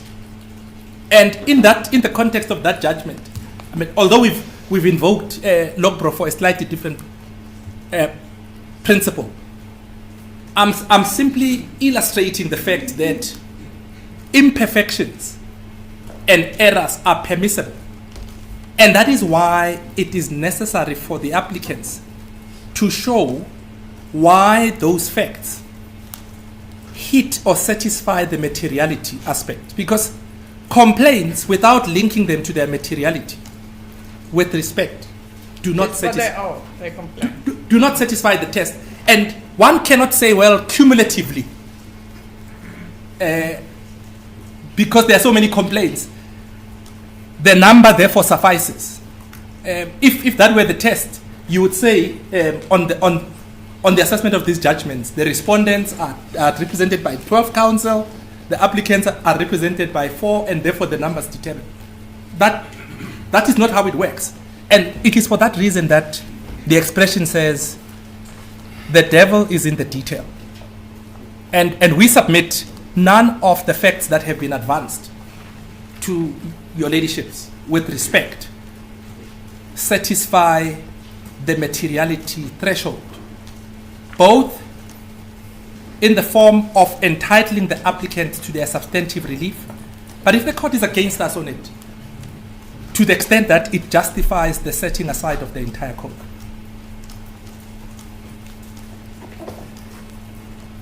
Then if I could go to 50 and so I want to be able to then conclude and emphasize a few aspects about the case. At 50, under arbitrariness,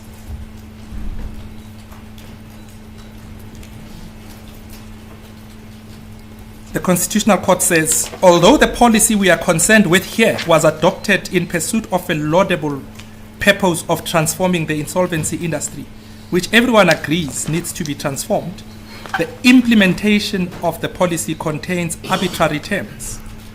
The policy differentiates between people who were disadvantaged by discriminatory laws and practices of the past era. Those who became citizens before 27 April 1994 enjoy the benefits flowing from the policy. It will be recalled that during the apartheid era, millions of black people were stripped of their South African citizenship and were declared to be citizens of the so-called independent homelands, which is where my learned friend comes from. For no apparent reason. Well, he's got a right to reply because he's going to argue after me. For no apparent reason, and the applicants have provided none, the policy restricts its application to disadvantaged people who became citizens before 1994. This was the date on which South Africa became a democracy. disadvantaged people who became citizens on 27 April 1994 are denied the benefits of the policy. Now, if I could just stop there. There can never be a rational basis to afford benefits and entitlements purely on account of an incident of nature. And that is why this policy on any level could not be defended. And here, contrary to what the court was dealing with in the insolvency practitioners, the court has heard much about the legislative purpose and the legitimate governmental purpose that is sought to be pursued and achieved. And can one say that this being the code, is one such policy that falls in the same category as the policy that was promulgated by the minister in the insolvency practitioners, which undermined rather than advanced the transformational constitutional objective? It is distinguishable. And for that reason, we say the judgment is instructive, but it requires a faithful engagement with the facts, adjudged against a legal test to determine whether, again, perhaps let me just say this for the last time, whether a proper case had been made out, or has been made out, entitling the applicants to relief, and if so, does that relief, or should that relief extend to including bringing the entire house down?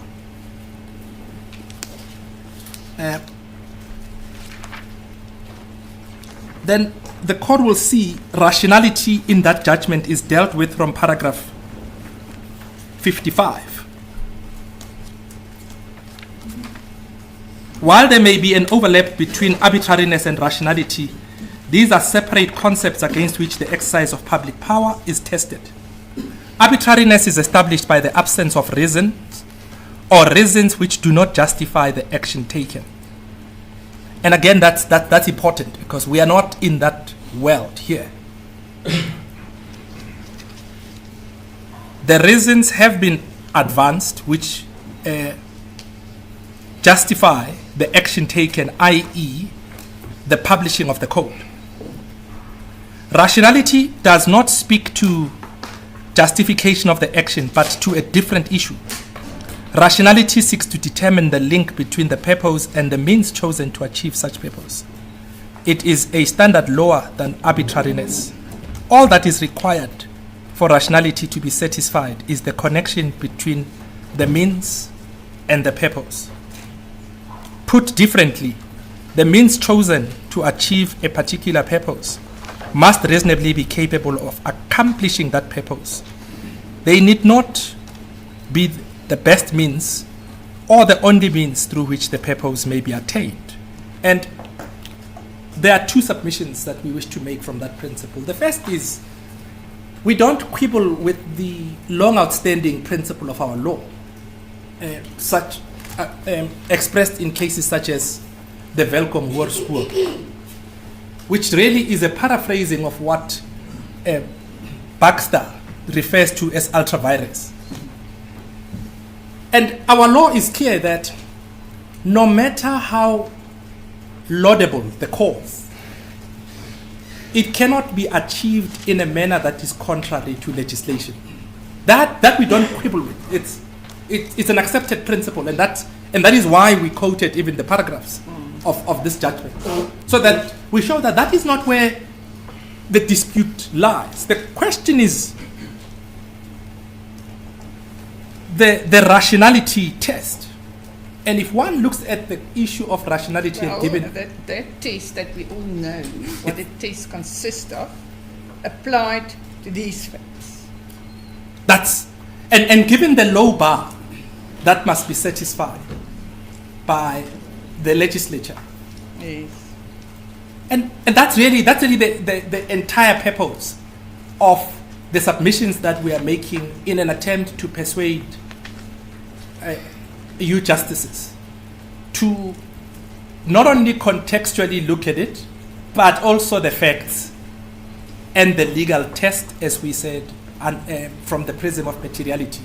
And in interrogating each of those complaints, as I indicated, I don't intend to deal with each one of them, but I'm going to give you the references. And again, I say I'm dealing with them in the abstract because of the framing of the case. And I think we've gone past the point of illustrating that the dispute, or at least the issues that lie for determination, are much wider than simply that one. Legality. Yes, but open code, dispositive, close code point. If I could then just leave this topic on the following basis. My Leonard Jr. Put up some work last night. And if I could just take the conclusion.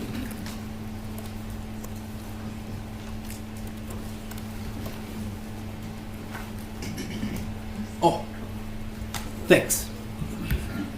The code, well, as opposed to what the court was dealing with in insolvency practitioners. Thanks. So the submission here, and the point is this, that the system that was used, which was codified in the policy and that was sought to be impugned, and was impugned in that decision, is one that cannot be compared to the legal sector code. In that the We've made code, that point on several occasions, and we do understand that we need, as I've indicated, these facts that before us, that concerns us. yes. So in other words, there's no centralization of the list, there's no alphabets, etc. Then if I could ask the court to turn to our heads of argument, the court will find them at case lines 19-669.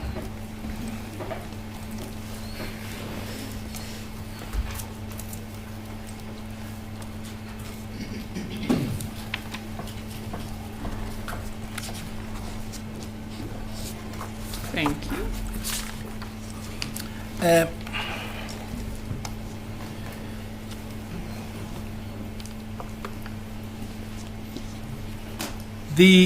The topic of reasonableness and rationality and the conclusions for which we contend, if the court could make a note, they are at 19-703.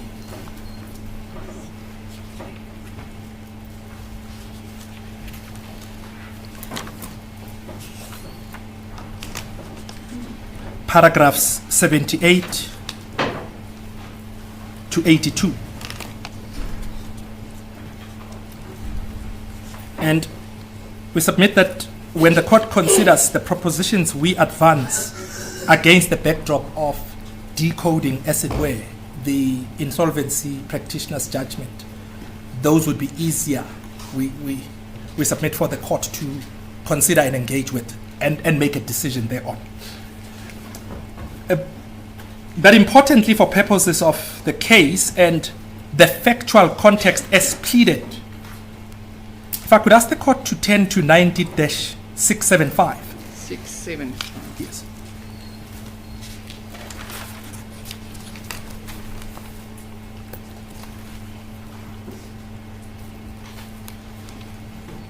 Thank you. The court will see, commencing from paragraph 8, that we say the first applicant emphasizes in the heads of argument that the application is not an attempt to preserve privilege or resist transformation in the legal profession.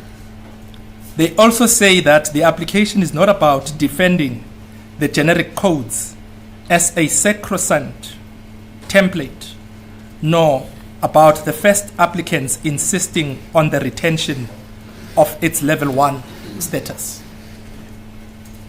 And that is an important entry to the discussion regarding, well, if there are certain entitlements that accrued to you on behalf of, on account of the General Sector Code, what will become of the various undertakings that you had made under the codes? That's the reason why I had made those submissions. However, this does not reflect, we submit, the approach taken in their founding affidavit, in that the harm they consider the legal sector code is likely to cause is harm to the firm itself. And the example that we cite is what is stated in paragraph 12 of the founding affidavit, which is what we quote. The impact of the code is severe and irreparable. But we've shown it cannot be, because the court was told through submissions that are well-founded that there is no right that accrues on account of a BEE status, because the entire regulatory scheme operates on a voluntary basis, pretty much akin to class actions. You can opt in or opt out. So there is no... But in this instance, the opt-in or out do have consequences. Yes, but put simply, and again I say, moving from the Logbro principle, that I'm not standing before you, Justices, and saying the process followed by the minister is perfect. I gave you an equivalent that if the law recognizes that in the procurement and the assessment of tenders, an applicant is not entitled to a perfect process. Yes, I'm saying with an acceptance that it is an imperfect process, one has to say, government, all that government does is it prescribes the terms upon which it will contract with those that want to do business with it. And which is why insolvency, again, is different, because there you go in through the master. So the master is the master in the true sense. Other than that process of the master, you cannot do that business. And that is why the errors were material and they were profound, with the consequences that were visited upon by the court, i.e. vitiating the entirety of the policy. So here, all that this is, it is a voluntary process through which those who wish to participate and do business with government must comply with certain of those requirements, and some may be deemed as onerous, and some, as we quoted in that insolvency judgment, may have consequences that those who enjoyed privileges before may lose those privileges. But it's an option of an imperfect system. It doesn't take away rights, and that is why in our heads we've dealt with the issue that this is not a paja. This is not a matter that falls under paja. I'm merely indicating that it is there in our heads, and the court can deal with it, because it doesn't take away rights, in that a BE certificate entitles you to a rating, nothing more, nothing less. It entitles you to no rights that then vest and accrue on accounting of that. On account of that rating that you obtain. But the misconception here is to turn the rating into something that it is not.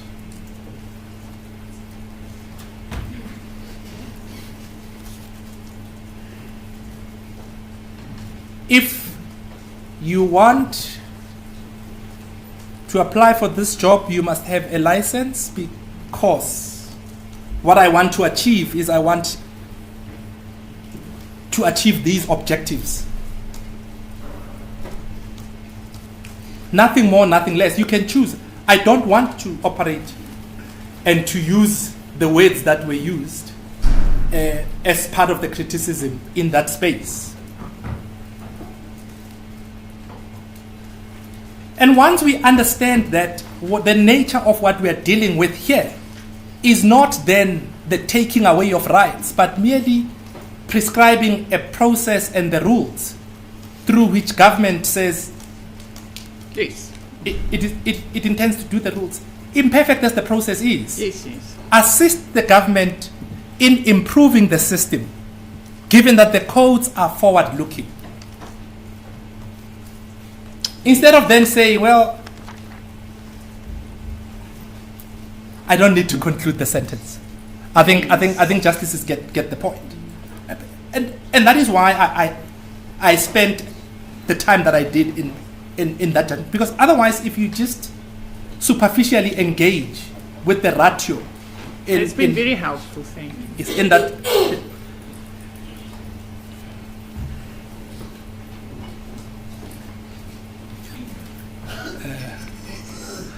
My lady Junior wants me to make a much more harsher point, but I think the message has been sent across.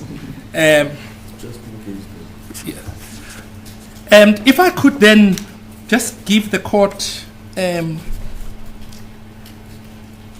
another reference. No, perhaps let me go to paragraph 18 of the heads. 18, 1-8. 1.8. How many paragraphs does your heads have? How many does it have? It has 130 paragraphs. And we're now at Eh, 18. No, but how many of those I don't? How many of those I don't intend to refer to? That should be the question, my lady.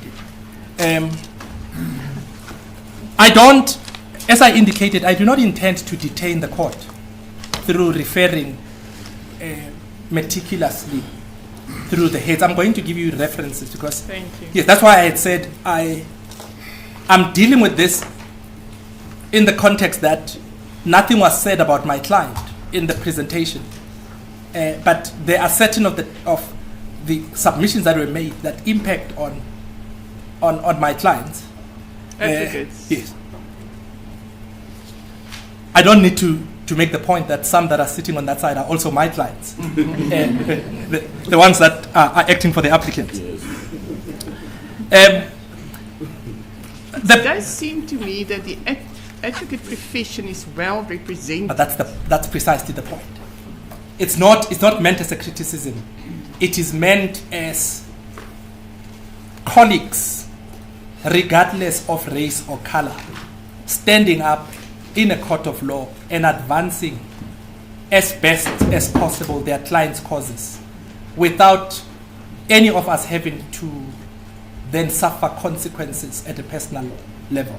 That for me, it undermines even that transformative objective, if that's the line that were to be taken. And that's why I'm not raising the point for that purpose. But I'm just saying to be engaged in a matter where it is an all-female bench and the nature of the color of the counsel that are standing, which is of a mixed nature, and you have a white counsel that gives me a much harsher point to make.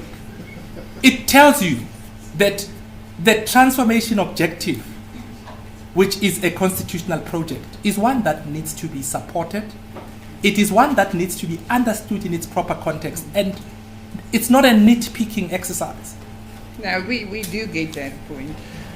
So- Paragraph 18? Yes, in paragraph 18, what we do is we deal with the heading, the minister was empowered to pass the code in paragraph 18, and then paragraph 19 to 25, yes, paragraph 19 tabulates the complaints by the applicants on why they say the publishing of the code is ultra-virus. Then in paragraph 19 we set out those grounds. And Listing me. yes, and commencing from paragraph 20, the court could say that is a ground by ground response by AFT, which we would ask the court to consider, because what we've done is not to shy away from each of those grounds, but we've engaged with them to say, this is the ground, these are the legal principles, and this is the conclusion to be drawn. But what I would wish to emphasize, perhaps, is the point that arose in the context of guidelines, and simply to attempt to offer assistance to the court. And that is... See paragraph 34, guidelines recommend an approach. Correct. So yes, we start with those at 26. 26. But the court will see, after we set out those provisions of the guidelines, we make the submission in paragraph 29 that the nub of the applicant's case, as far as lawfulness is concerned, is that the code does not comply with the statement 003 being the guidelines. They contend that the code does not address all of the elements in the generic scorecard and deviates impermissibly from the generic codes by using different beneficiary definitions and calculation methodologies. Our overarching submission is that this cannot be correct, however, because the deviations, or rather deviation as a concept from the guidelines, is permissible, and that in any event, we offer the second submission. We say the code does fully comply with the guidelines. Should we deduct from that it's the ATF's position that the code is binding, the statement is binding? Sorry. It's very dangerous to Sorry. take advice No, from sorry. Mr. Dean. Yes. No, I'm sitting next to my client, the primary client. I apologize, Justice. Is the proposition of the question whether is the submission by AFT that the statement is a guideline? No. Sorry. It states that the deviation is permissible, Yes. and in any event, the code complies fully with the guidelines. All that we want to know is that should we then deduct that the guidelines are binding? No. Because we make that submission. If the court could look at paragraph 30, and then we refer to the Davis judgment after that.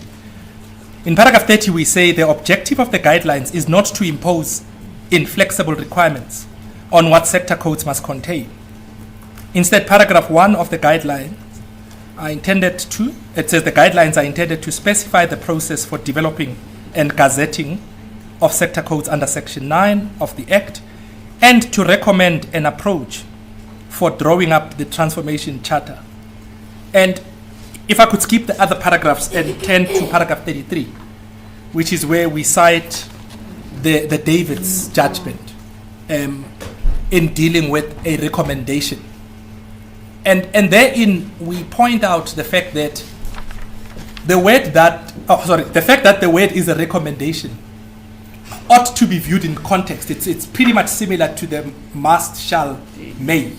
That one on the face of it cannot say that a recommendation has one singular meaning, because it depends on the context in which it is used. And in this context of the Davis judgment, they also make two examples. They cite a recommendation by a restaurateur that it wouldn't be binding because it still depends on the client and the customer on what they want to purchase.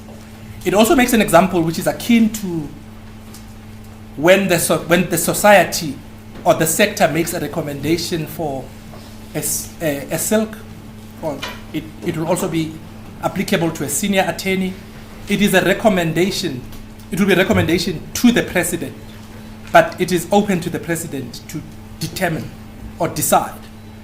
And then there is also a recommendation in the last sentence of the quotation, where the court says there are other settings in which a person making a recommendation is simply, where there are other settings in which a person making a recommendation is simply in a polite way of conveying that what they recommend must be followed. by way of example, a recommended price, for example, may in fact be a required price. So it underscores that entire point about the may, shall, and the must. Thank you. So,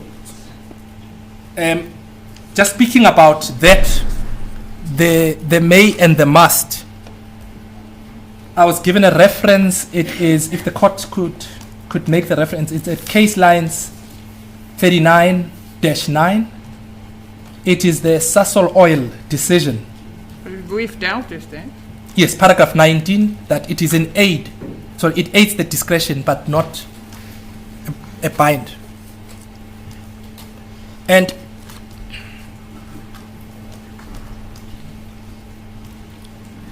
again, I think the point that needs to be emphasized there is that when one deals with the legality, you measure it against the BEE code and not against the guidelines. So the informative instrument. That is the primary source. Correct. That The is primary the source. source of the... The primary source point. Yes.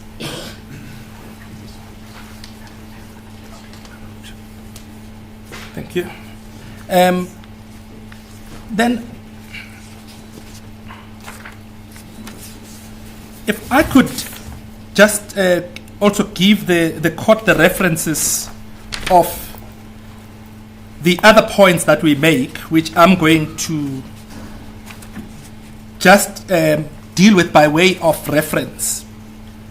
We deal with the substance over form, also form over substance argument. That what the court has to deal with is the substance of the requirement that's set out in the provision and whether that requirement has been substantively met.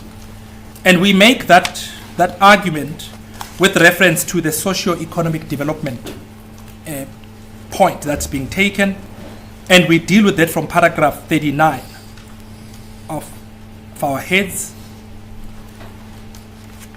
citing the SS Solutions decision, paragraph 40, and we conclude with the concluding submission in paragraph 41 that the proper approach is to consider the substance of the generic codes to the extent that there is that argument that the sector code constitutes a departure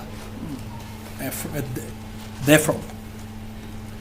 And we say in paragraph 42, the generic codes require, in terms of the socio-economic development, that measured entities make contributions that are quantifiable as a monetary value from a non-exhaustive list of socio-economic development contributions.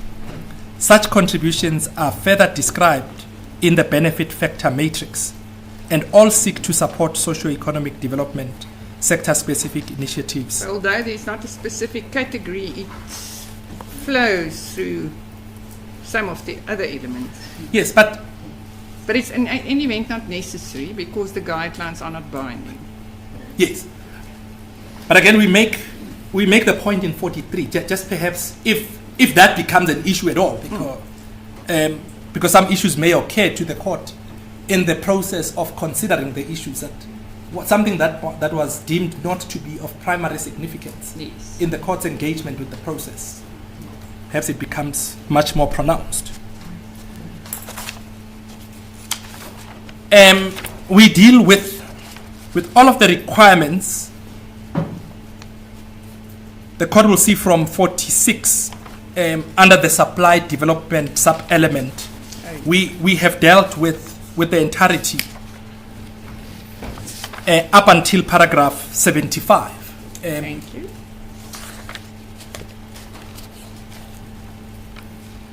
And I had earlier on provided the reasonableness and rationality references at page 78. And I think the concluding submission that ought to be made flowing therefrom is on the totality of the facts of the case, given the legislative injunctions that enjoy force from the constitutional provisions, section 9(2) and section 217. What we've done also in the heads, we've dealt with the codes and where do they sit Yes. in the procurement framework and cited 3 decisions. If we could ask the court to have regard to that, because that we provide as an answer to the argument on procurement spend and the other arguments and yes. criticisms Yes. that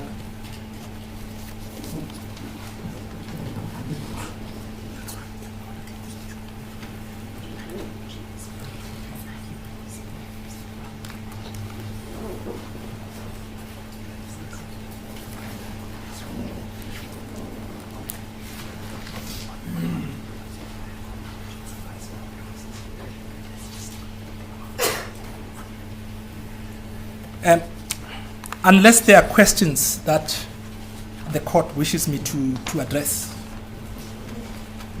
Those are. No, thank you. It was very valuable, and thank you for the heads as well. This will be studied. You Thank know you. what, how the process works in detail. Thank you, Justices. Thank you, Mr. Mutau. It did appear to me that the respondents have decided between themselves who will be next.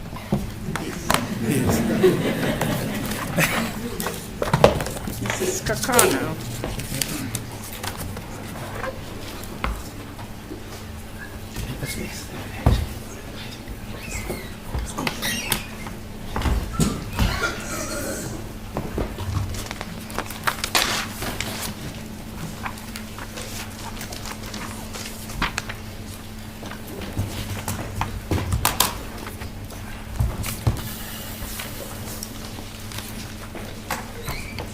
Justices,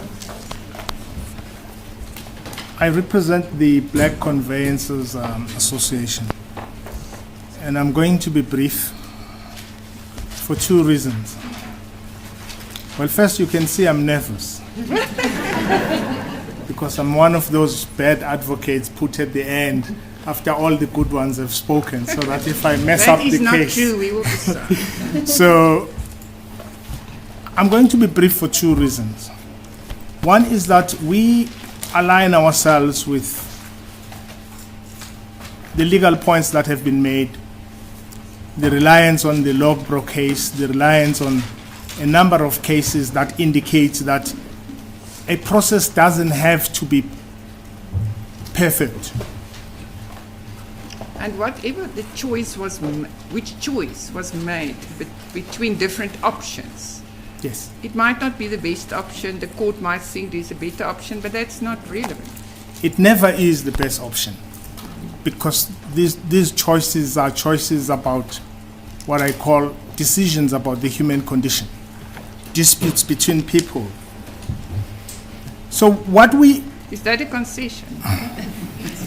It is not the best Yes. option. I'll tell you at the end what my best option is for transformation. It's not the best option. Yes. The first point that I think needs to be made is that the difference between the role of the judges and that of advocates, particularly in a case like this, what distinguishes you from us is this: we want to win the case and maybe earn some fees. Judges sit above us, have a bigger and better responsibility to pass judgment on the paradoxes and complexities of disputes between human beings, between structures, between classes, between races.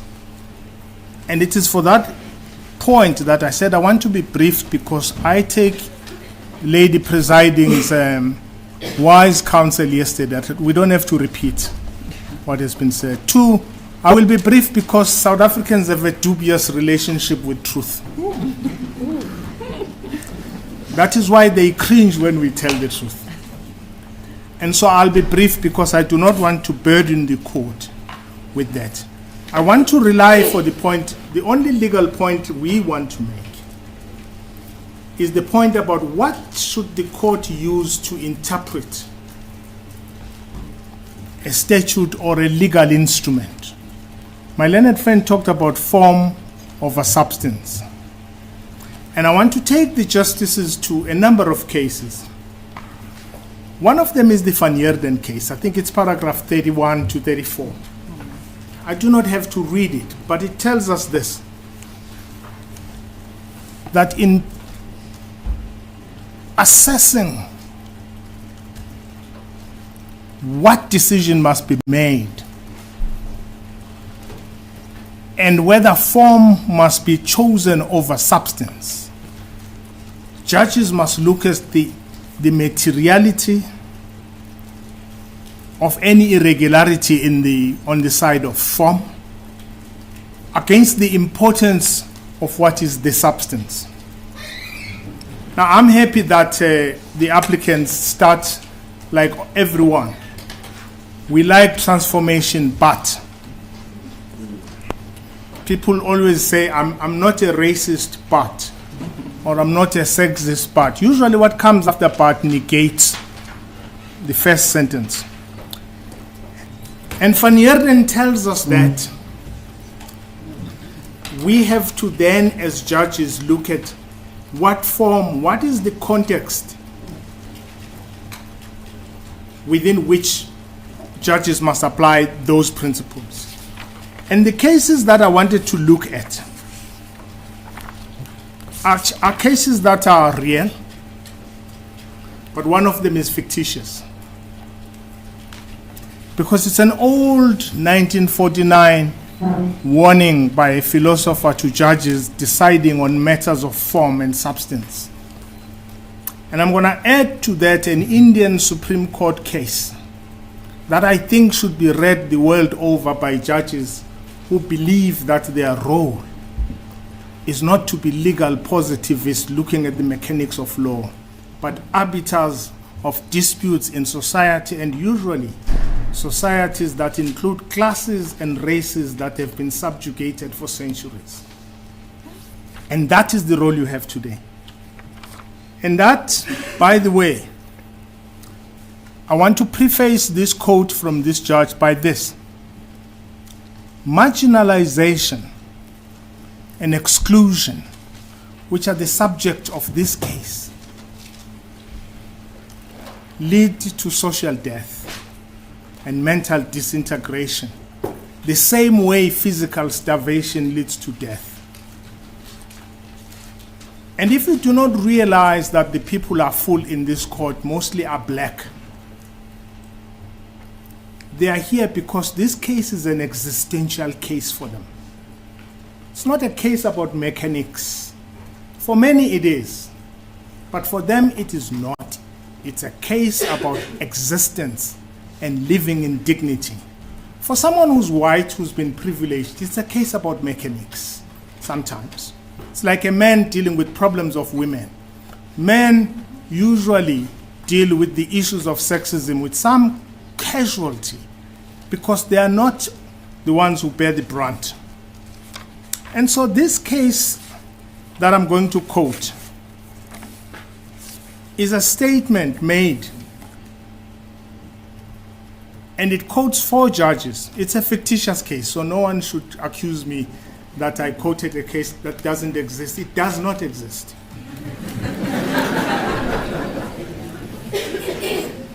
And this case was actually created by a philosopher who was facing judges that refuse to assist society in resolving problems that are much bigger than mechanics. And it was about people who were trapped in a cave. And these people trapped in a cave could not come out. And at some point had to cast lots about what they would eat. And they chose at some point that because there was no food, they would cast lot about who between them would be eaten. And they did cast the lots, and one of them, of course, unfortunately, had to be eaten. And there are 4 judges in that story by this philosopher. It's Judge Trapani, Judge Forster, Judge Keane, and Judge Handy. And all of them, like all our judges, particularly in South Africa, are legal positivists. Mechanical about law and principles and what must be applied, sometimes at the expense of the human condition. And of course, they were to face the death penalty. And one judge who's a legal positivist, like most South African judges, said, we have to follow the law. They killed somebody and they must face the death penalty. That's Judge Trapani. Judge Forster, who argued differently, who saw law the way I would like to persuade you to see it, was a man who relied largely on natural law and not form over substance. He stated this to the other judges. What was exactly the purpose what made those people in the cave eat one of them? Is it possible for us to apply the law in the condition of people who ate one of them because the conditions were conditions of indignity and starvation? And he wanted to acquit them. The other one, like most South African judges, the legal positivist, said no. The law is the law. We have to convict them and sentence them to death. That was Judge Keane. The last one, Judge Handy. I hope no one is that in the room. He was a pragmatist. And he said he could not decide between what was right legally and mechanically and the demands of human dignity. And so he decided to withdraw from the case. Now, what does this tell us?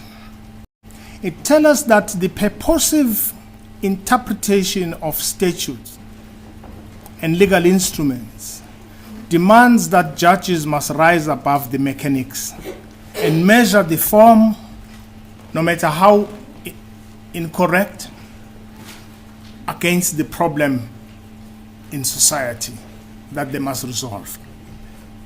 It cannot be perfect. The Logbrook case tells us that, not in so many philosophical ways as I've tried, but it tells us that you have to assess whether the imperfect process is material enough for you to sacrifice humanity. Who is the philosopher? It's L. Lol. It's a bad name, but it's F. Lol, yes. Not Lol in the meme, but I will give you because he even creates a name for the judgment and the code. But it's a 1949 story that he was trying to tell judges that they are not lawyers, they are not super lawyers, they are far above that. They are arbiters of the paradoxes of the human condition. And it is what I'm asking the court to do, is that in interpreting the legal instruments that we have, no matter how imperfect you may have perceived the process to be, I don't think it was imperfect. There may have been irregularities or things that we don't prefer. But here is what we are facing, is the statistics that was read before you. That with the generic codes having been there for some time, the statistics in South Africa remain that where the reality is that there are fewer women in the profession. The attrition rate is high. In this room, there is no black female senior counsel. In this room, it's not because they are not talented. And that is what you're dealing with. The statistics demonstrate to you that there has been a deliberate exclusion of a particular race by people who tell you that 7 years or 5 years is a long time. These are people and firms that have lived, excluding black people and women, for tens and hundreds of years. It is therefore incumbent upon the judges interpreting these instruments, the statement, the code itself, and the BEE Act, to say, what would you choose? To condone some imperfection and sacrifice humanity and its problems in the profession, or to condone any irregularity that you find on the principle of the Logbro case, so that the bigger picture should work. In the other case that I suggested that we should look at, this case is actually a case from the Indian Supreme Court. And it's about how should we apply the purposive interpretation of a statute. I wrote it in the black book because it tells us something that's similar to what Lon Fuller, it's Lon Fuller, the philosophy, Justice, Lon Fuller. But let me just say what he said, because where he uses the word stupid next to the word judges, take no offense, it's him. He was an impolite man. Foster J, the one I talked about, the one I wish you to be, in this case, he expressed better the idea of statutory interpretation by a judge who knows society and their role, and who knows what a judiciary should do, and the importance of internalizing the purpose of the legislation. Said the judiciary is a servant of legislation and its purpose. Then he says, no superior wants, I quote, no superior wants a servant who lacks the capacity to read between the lines. The stupidest housemaid knows that when the boss tells her to drop everything and come running, the boss has overlooked a couple of things. He has overlooked the possibility that the housemaid is at the moment in the act of rescuing the baby from the rain barrel. Surely, we have the right to expect the same modicum of intelligence from the judiciary when interpreting statutes. The correction of errors or oversight is not to supplant the will, but to make that will effective. It is in that spirit that the code, the BEE Act, must be interpreted. I do not want to bore you with the context, because the context is obvious. The context is obvious because one has to look at the other case I thought we should look at without reading it, is that the Van Heerden case is important in this context because it tells us what to judge against form. Well, the applicants come to court to complain, maybe legitimately, but a couple of things that were not done, some suggestions that the minister either can't read or didn't read. The fact of the matter is this, is that the statistics that the code is dealing with demonstrate a reality that all of us cringe when it's spoken or do not want to talk about. We cringe because, as I said, we have a dubious relationship with uncomfortable truths as South Africans. But the truth faces us in the eye, in the face. It stares us in the face. That these firms want to double dip. Double dip because why? They are called the Big Five. Okay, Cliff Decker is not here, and I think good for them. Because I think they can see the hypocrisy. All over the world, the so-called top 5 or top 10 law firms are first preferred by listed companies in the stock exchange. They are the only ones. In the South African context, it's the same, except that they are also preferred by the government's parastatals.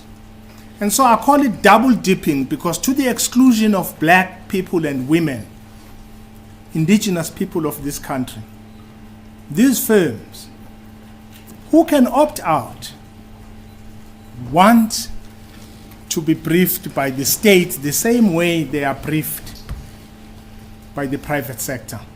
And black people, black professionals, have no stake in both, including the black government.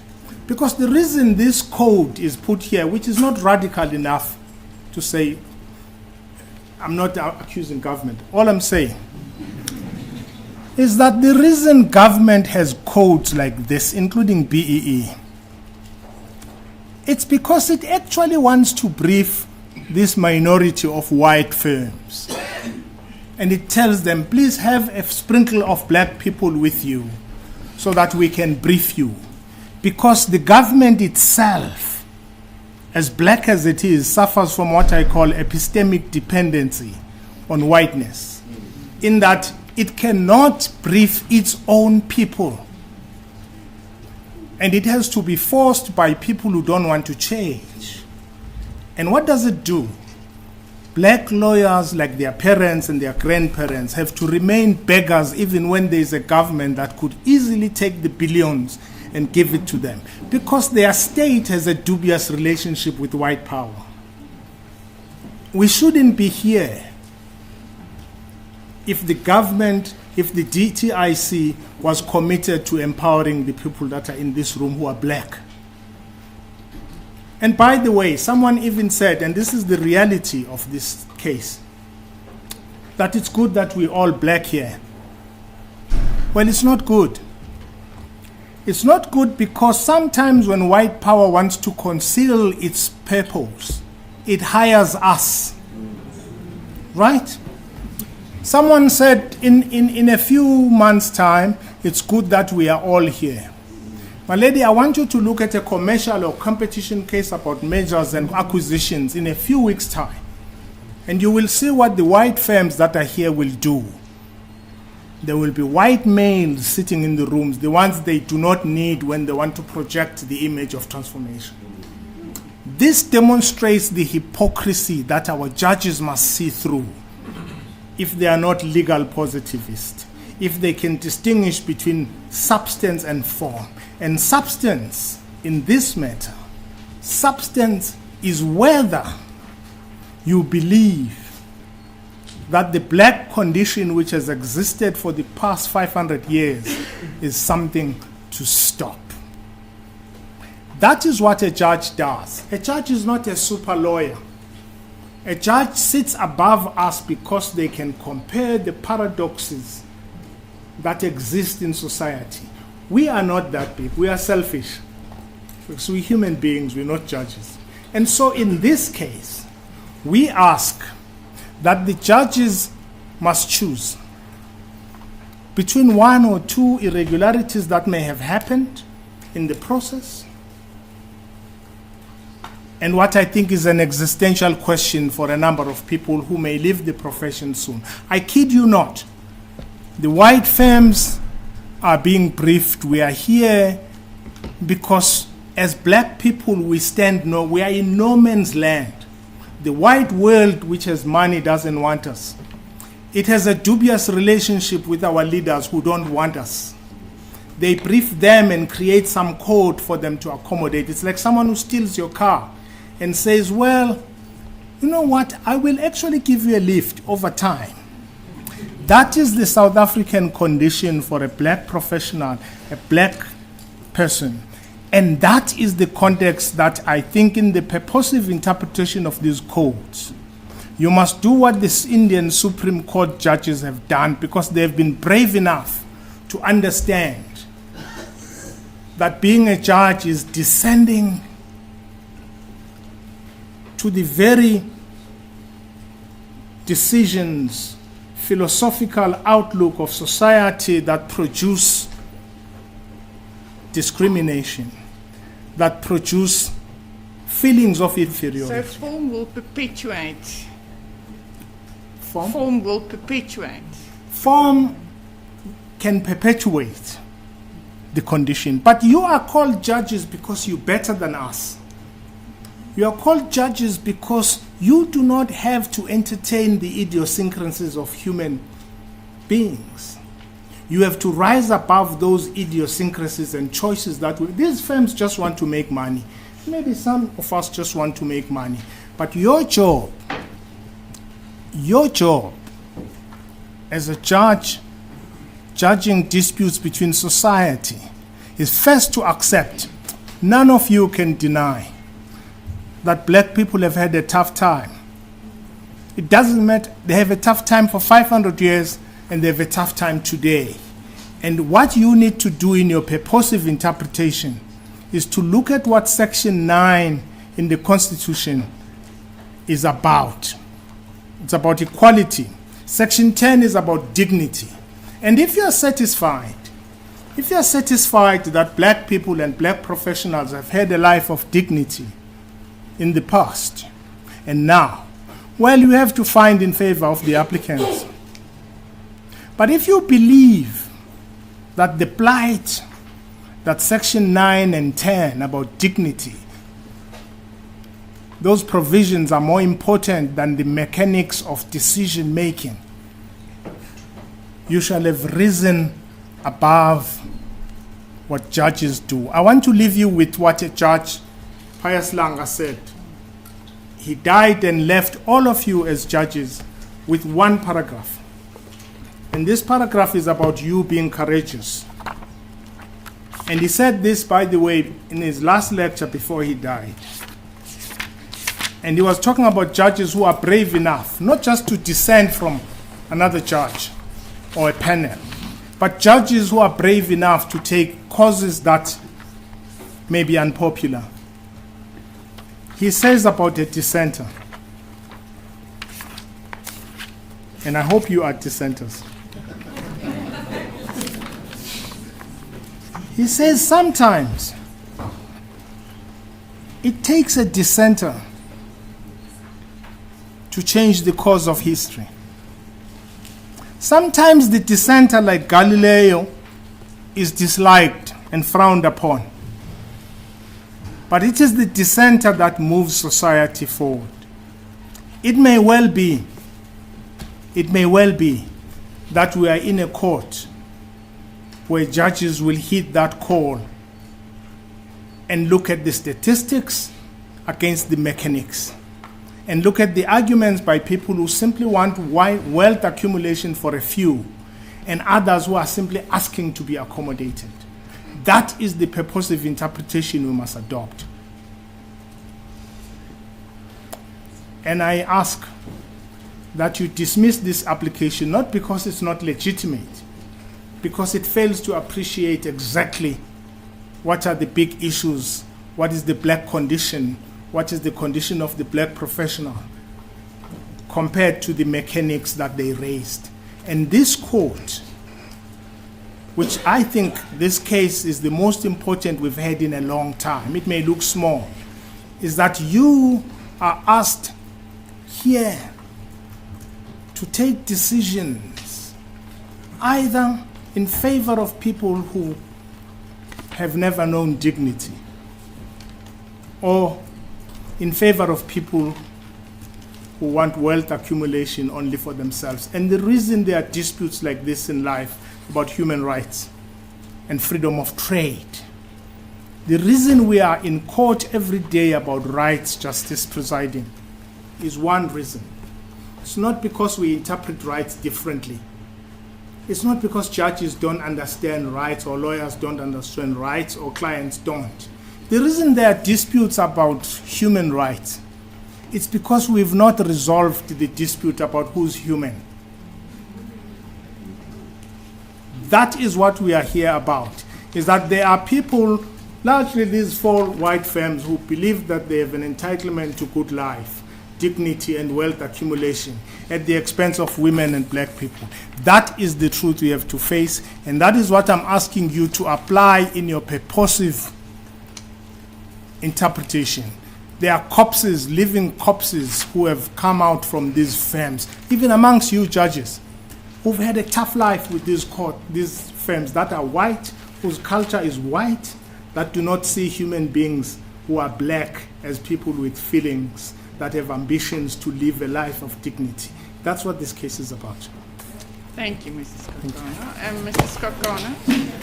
Mrs. Kokona, may I have that little black book? It does contain a list of people who were spies. So I'll keep it. The Justice is so before then my next learned friend comes. Pardon? No, I'm saying before my next learned friend comes to the podium, may I please request that I be excused from attendance tomorrow? Yes. A death in the family, etc., etc. Thanks. Very sorry to hear. No. Thank you. May I make the same request, my lady? Just in case my name is in the black book.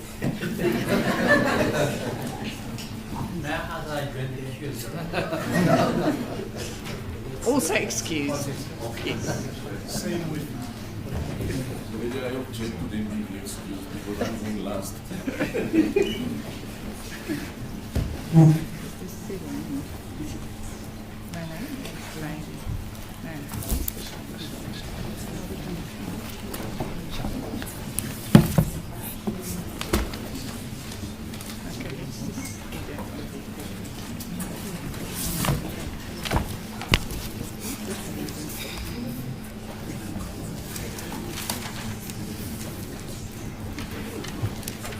May it please the court, my lady. I appear together with my learned colleague, Nomonde Nyembe. I would like to extend my apologies on behalf of Advocate Sello, SC. She's detained at the Mazanga Commission leading at the evidence. You? Your name, counsel? Matseleng Lekwani. Lekwani. Together with Nomonde Nyembe and Mtibidi Rambet. Basadi Ba? Bamulau. Bamulau. What is Mulau? Translates to women in law. Law. Women in law. Basadi is women. Yes. Ba is a of Mulau law. Yes. We are the 6th correspondents, my lady. Yes, you may proceed. Thank you, my lady. I don't know how to feel about all the seniors who are now abandoning or jumping ship. I don't know whether it's me or I'm feeling somehow about that. And of course, also some of our senior leaders who expropriate our arguments that we have nothing left and without compensation. But the good thing is that the most important people is still here. I believe so, my lady. Thank you, my lady. But the good thing about that is that then I can be brief. But I will ask the indulgence of the court to bear with me if I am a bit slower because I don't want to repeat. This is my fifth draft of notes for oral arguments for the reasons I've stated.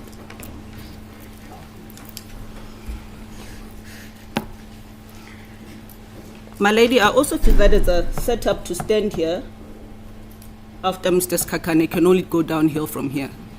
I don't really have much I can't improve it. But nevertheless, because of my constituency, it is the very constituency that is being targeted by the LSC. Black women, not just black women. Our organization, Basadi, is both black and white women. But the LSC targets specifically black women. And for good reasons, and those reasons have already been put, I think, sufficiently before this court. But it does not escape one, my lady, that I am the first black female standing up before this court 3 days later. This cannot be normal. We have a court here full of the majority of the people in this court are black female advocates. Even the entire side of the court, the majority are females. None of them have stood up. To even move from the back there to here is a struggle, much less to there, my lady. And you and I are here, the bench, is here because of the very government policies that are being attacked. You remove those policies, there's no hope. We are lost. Back out in the cold. Not that where we are warm. We are not. We are struggling. There's an issue of briefing patterns. It's been dealt with. If you are briefed, it's a question of the quality of work that you get. The LSE addresses exactly that. It includes the quality of the work, not just work. Various areas of law, so-called specialized areas of law. It addresses that. And the applicants would want you to jettison the entire code, even that. My lady, I intend really to deal with one, if not two, related issues. And that is really the apparent commitment of the law firms to transformation. And I seek really to deal with their own facts that they put up before this court, porous as they are, or little as they are. But I think it's important to do so, because they come before this court and they say, we are committed, and we comply. And then that's the main first issue, my lady. And the second one is then the impact, the complaint, the real complaint is the impact that this code of yours is going to have on me.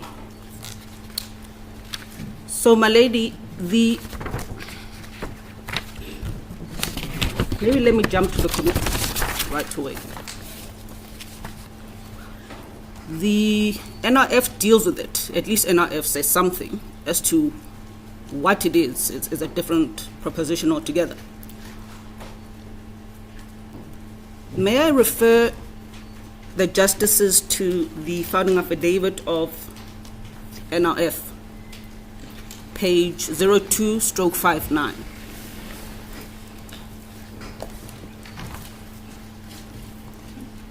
Oh, I beg your pardon, my lady. That's the wrong.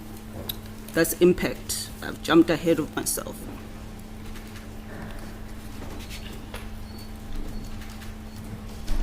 No, I have not. That's correct. I beg your pardon. So in this section, the NRF at least seeks to demonstrate to this court that they are committed to transformation and they've complied under at least the generic codes. Let's look what that looks like, my lady.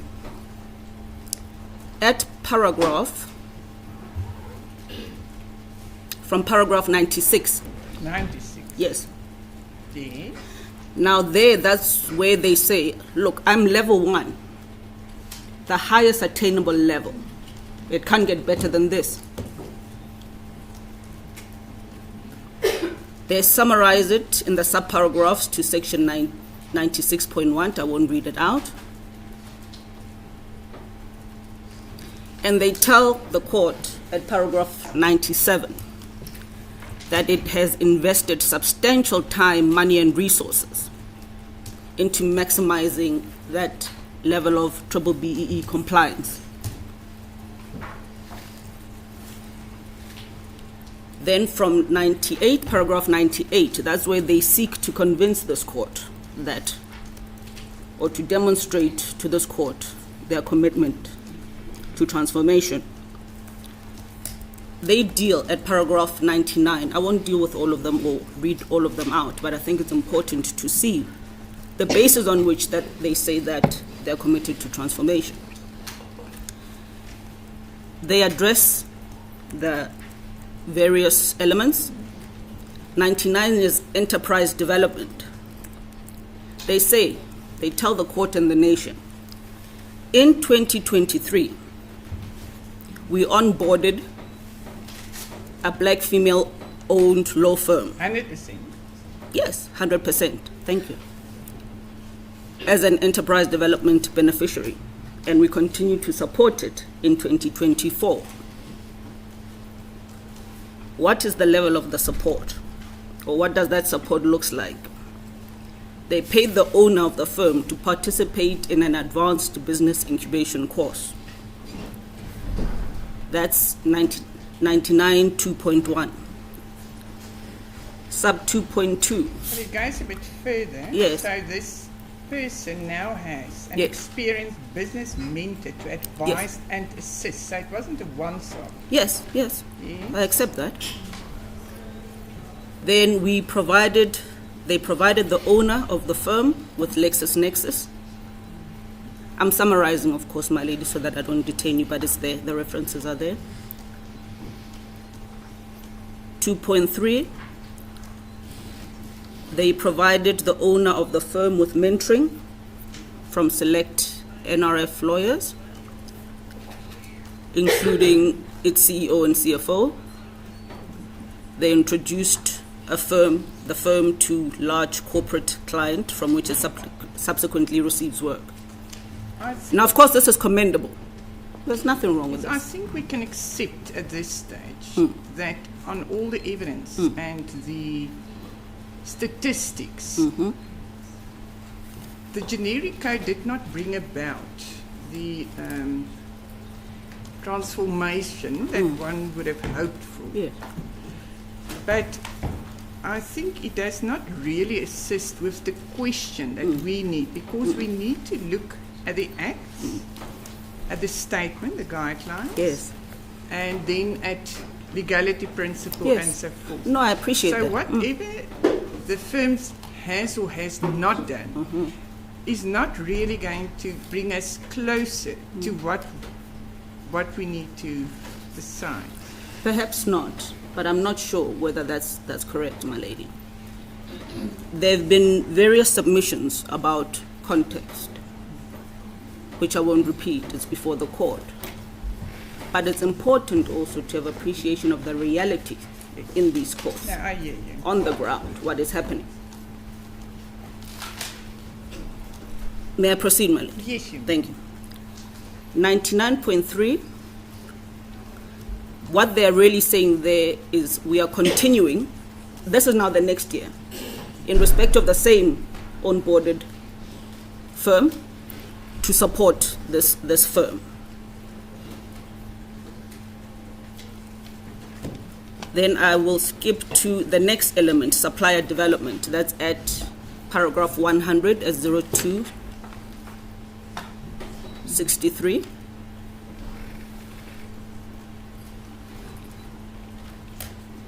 Because remember, my lady, I think this is one of the elements that they complain about being excluded from the code. Now they say, now same year, 2003, we onboarded a 100% black-owned cleaning company as a supplier. And that includes... This is now the lived practical experience of black women in the law. Not necessarily, but it explains why the LSC is going the direction that it is going. No, obviously. I Yes, think we it all says agreed. We've all been of these here things, for now how yes, many days? yes. That we all agreed. Yes. We would want to hear the experience Yes. of women, black women in this profession. Yes. I just do not think, and I've said it, then I'm going to leave you, to go on and read everything Yes. from what the first applicant did or did not do, Yes. and it's going, giving suppliers this and this. To me, it's not Yes. assisting to understand where you're coming from. Yes. Perhaps not to the court, but certainly to my constituency, who would want to say... Please proceed. Thank you. And my lady, I'm not trying to antagonize the court, but I think it's important when an applicant comes before this court to say, I've been complying, but even on their own facts, it shows that they're not. That ought to be addressed. So to wrap that up, my lady, it is to say what NRF is saying in his affidavit, on his own version, is far from being a transformed law firm. Yes. Now, my lady, let's deal with the impact. The impact, they say, is from level 1 to level 6. So it's not to say they don't comply, they're just at a lesser level. What does that mean realistically? It means they become less competitive to secure state work. But of course then that, my lady, it's not a permanent state. Yes, they may drop. They may very well drop from 1 to 6. But then one must say, but you've had 30 years to get ready. Well, it seems that a position might change after 7 years. The point is that it should not have to. No, yes. It might We're change, but because you say less competitive, yes, but only for a period. Well, that's up to them. You may If they, over whatever period, improve their transformation component in their companies, they may very well return to level 1, but that's entirely up to them. As is how quickly that happens. It's in their hands.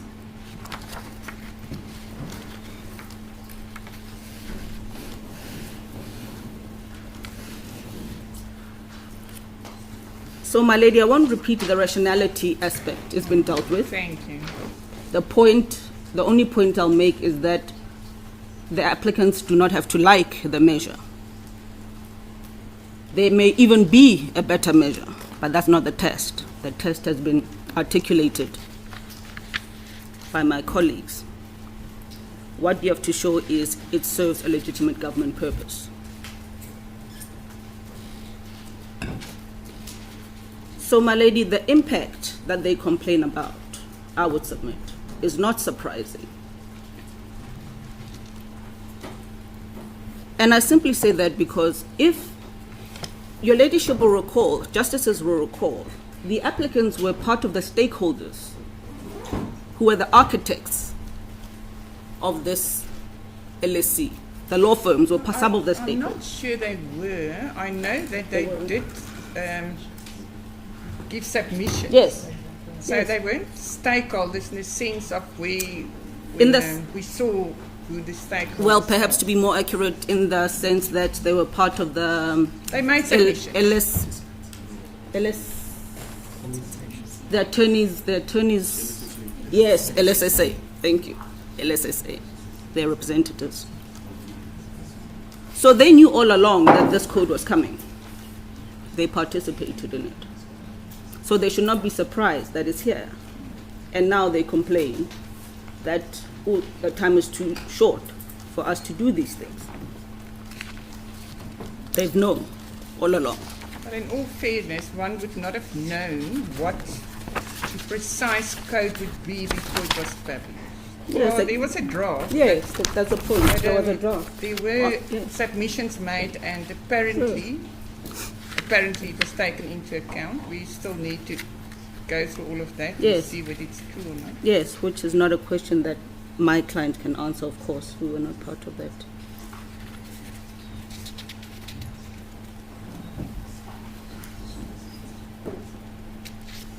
So, my lady, insofar as, and I heeded your ladyship's call to say we don't have to deal with these facts that they talk about.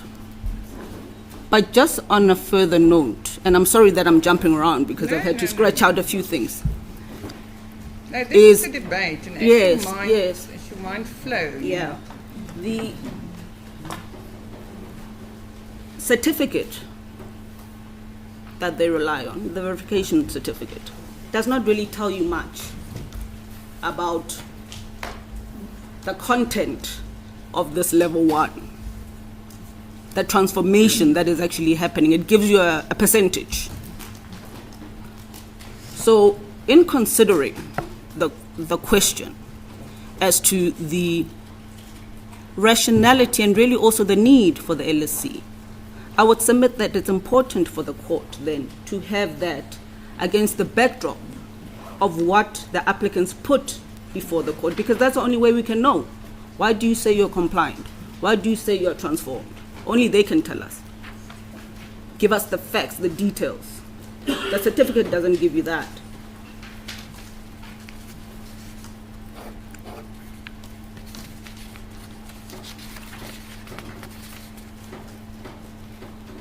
And you will find that certificate, my lady, if I can give you a reference. That's FA1. I do not need to You've look got at it. that It's okay. Thank you. But thank you. That's fine.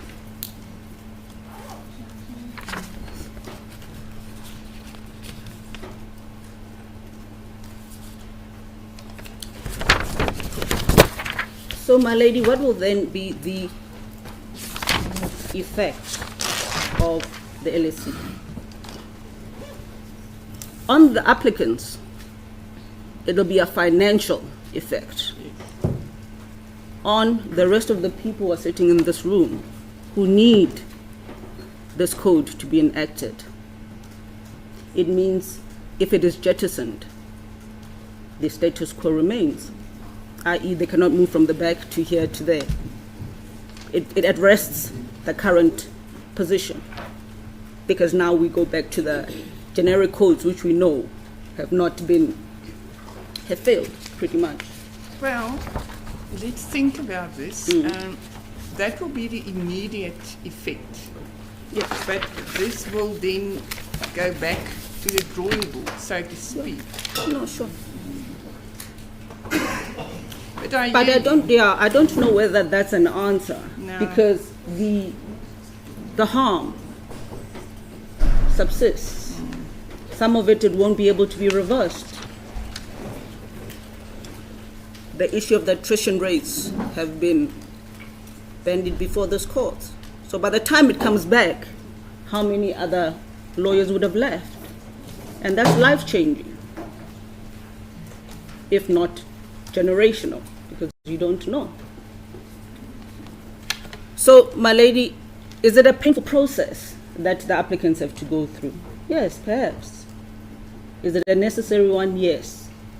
Is it inconvenient? Yes. But it has to be, because it seeks to address something bigger than the interests, the financial interests of the law firms, but rather the broader ones, not only of the legal sector, of our economy. These are people who are supposed to be participants, active participants in the economy. So when you support a black female lawyer, that person goes out, earns a living, contributes to the country. It's got, Yes. knock-on effects. Ripple effect, Yes, knock-on effect. yes. Thank you, Mr. Kwani. Is that Thank you. almost at the end of your... Yes, I'm almost finished.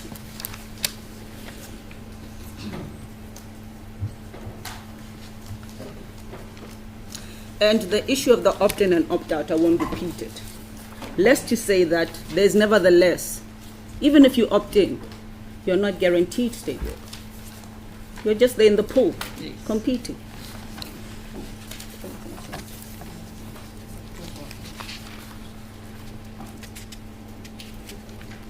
And now, of course, I won't deal with the code because it's been dealt with.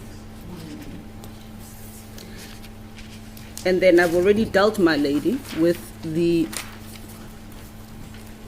relief sought to say we don't think it's appropriate to jettison or to set aside the code at all, but even if it were, not the entire code, for the reasons that we've given.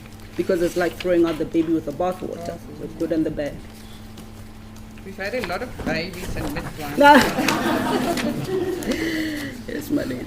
And in any event, they've not made out a case for throwing out the entire code. Only those books they say are not good.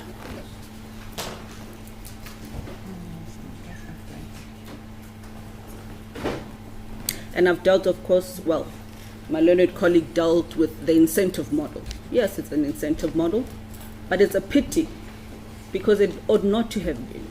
You shouldn't incentivize somebody to develop their own country and its own people. That in itself shows the problem, my lady.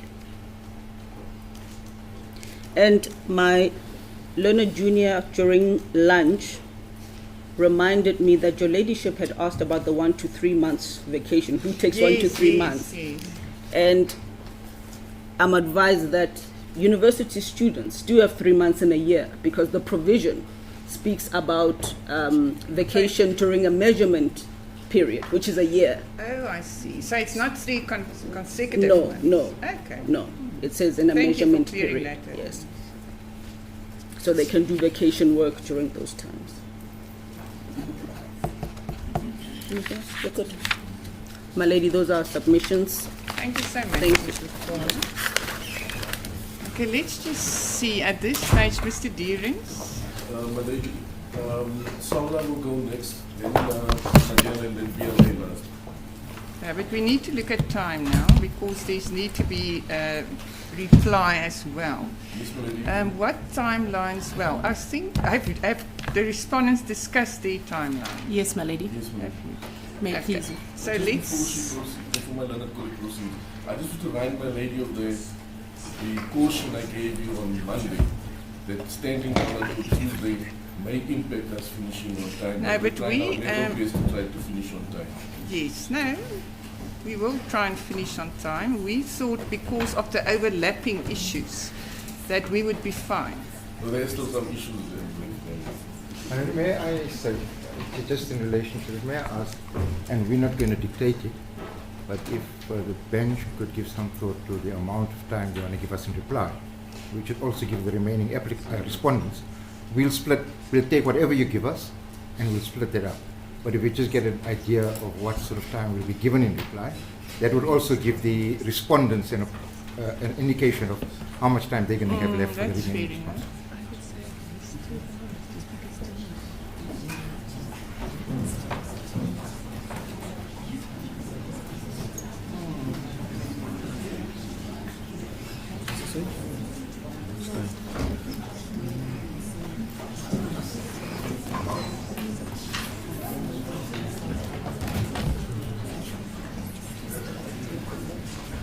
I must say, and now I must speak. It is Miss Sikit.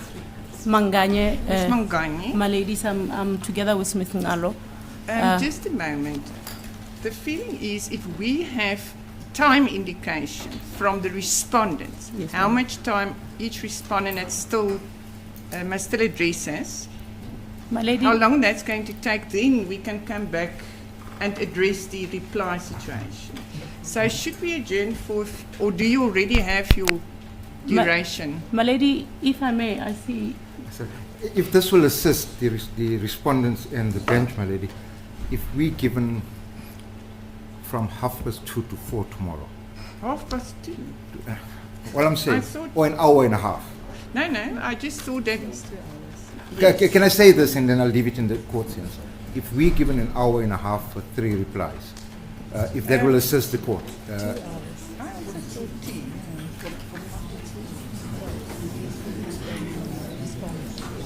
We thought that we would be, it would pan out that the applicants will have from after tea time tomorrow. If to that make- is so, I can assure you, we'll finish by 12:30. I'm not going to be longer than 15 minutes. I'll urge on my colleagues not to take that much time either. So all I was trying to do was to get a situation where we ensure we Yes, finish I know. tomorrow. So if you want to give us from that time, then I can assure you by 12:30, 1:45 will be done. Okay, then, Malady, may I just add something? Leadership had earlier indicated, and quite correctly so, that you've only heard from the advocates. Now, in the applicants consists of both, or the Yes. people and the parents of this baby, consists both of the stakeholders. The stakeholders include inter alia, the Law Society of South Africa, Black Lawyers Association, the National Democratic Association of Lawyers. The LSSA is not here, but the two attorneys, major attorneys, professions, organizations are in the room, and you've not heard them. And we'll accept Mr. Bam's offer. I think he said 2:30. No. We'll accept his offer because you may think, my lady, that the debate is finished, You may think that there is No, overlapping no, arguments. that is not what we said. We want to work on time, Mr. Yes. Ewens. My lady, we can, if Mr. Bam says he's happy to take over at 2:30. No, that's not what he said. 11:30. No, he first said after tea. No, first, then he changed, my lady. Look, the point is this, my lady, I do not think it's fair towards a major part of the constituencies that's present in court to be straitjacketed. No, We no, will that is attempt to- for we will sure attempt not to- what we want to do. We do, however, because court time is precious, and I've mentioned this before, and I'll leave it with the parties, appreciate it if the parties address us on the issues, because we need to write a judgment. And the more we can get on the issues, issues that we need to deal with, the better. But it is not of assistance to repeat and repeat and repeat and repeat the same ones. Maybe it will come through, my lady, but it's not our intention to repeat things. Our intention is to be effective and as comprehensive as possible within the effectiveness, but we also, as counsel, preach of instructions. We have certain instructions to order, to argue, but we will ensure that we will finish before before the end of the day. I did raise this warning or a concern earlier on in the week. Mr. Bump says they need 15 minutes. No, An hour and a half okay, between, let's an hour and a think. half between the applicants to do the reply. So let's So- just a moment. No.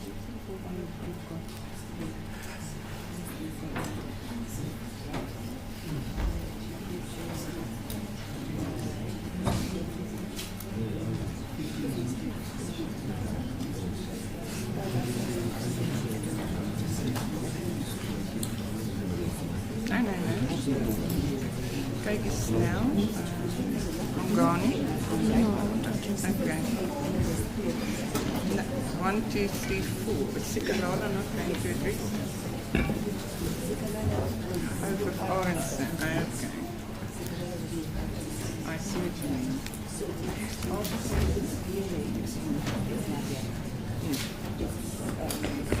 Yes. Okay. Maar sê hom nou maar aangaan.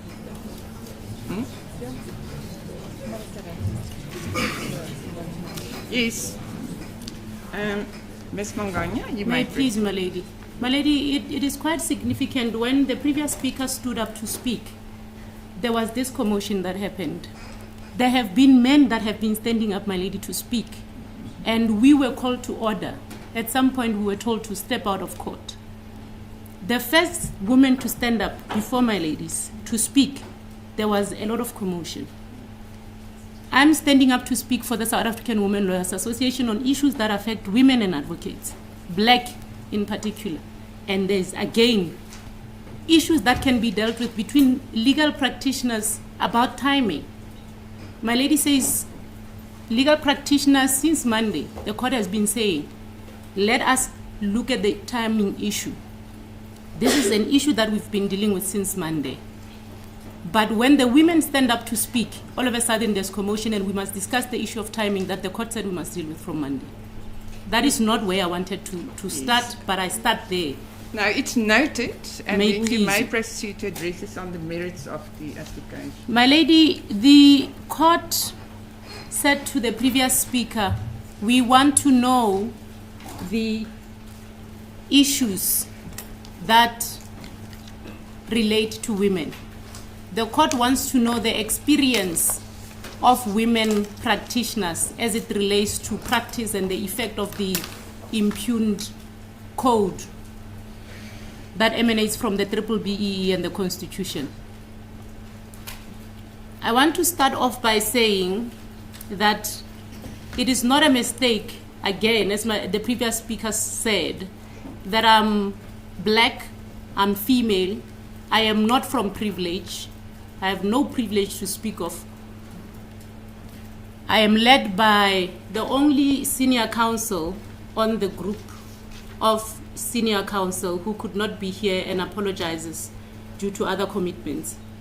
But when it became apparent that that senior counsel could not appear and argue this matter, my client, the South African Women Association of Lawyers, did not detain them long that I would be arguing the matter as a junior and as a black person. And I say this specifically to the argument by Solidarity that our clients will be prejudiced because now we are being forced to brief 40% black. So I want Solidarity to take a look at me, and as I address the court, to show them that I, standing here today for the 12th respondent, speak contrary to that argument, and they must leave it because it is not true. The only reason why I cannot stand here and the client that I represent would have qualms about me speaking on their behalf would simply because of training and opportunity. All that we need as women is an opportunity, a good babysitter, and an internet connection. And any one of us can stand here and speak on behalf of any client about any specialized field of law. Now, where I'm meant to start, and my lady, I'm not going to be long. I'm only here to speak about issues of women. Yes, we appreciate that. Yes. I want to start off by talking about Ubuntu. The Zulu, when they greet, they say Sawubona. It means I see you. And being seen is significant because if you see me, it means that you recognize my humanity. And if you recognize my humanity, you cannot make the allegation that the clients who come to me for work, for assistance, cannot brief you because you are not skilled. You cannot make the allegation that you seek a perfect process. You cannot even make the allegation that says, scrap everything that has happened and we start from scratch. And my lady, from scratch is far, because from scratch is 100 years ago. My ladies will have known that last year or 2 years ago, we celebrated Miss Wuki, who was first admitted, that's the first woman who was admitted. 100 years on, and we are still here talking about 70% black women representation in a large law firm. So 7%. So it's significant because that 7% means you don't see me. And if you don't see me, it means you cannot see my humanity. And it goes back to what the Constitutional Court said. Only on the basis that my nose is flecked, my lips are dark, and I am lazy, which is not correct.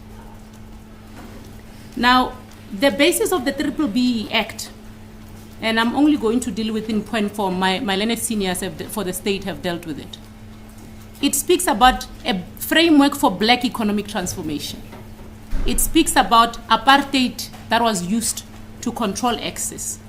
It speaks about increased effective participation, increased equitable income. And it then says who is a black person. Now, the applicants would have the court believe that our role here is not significant.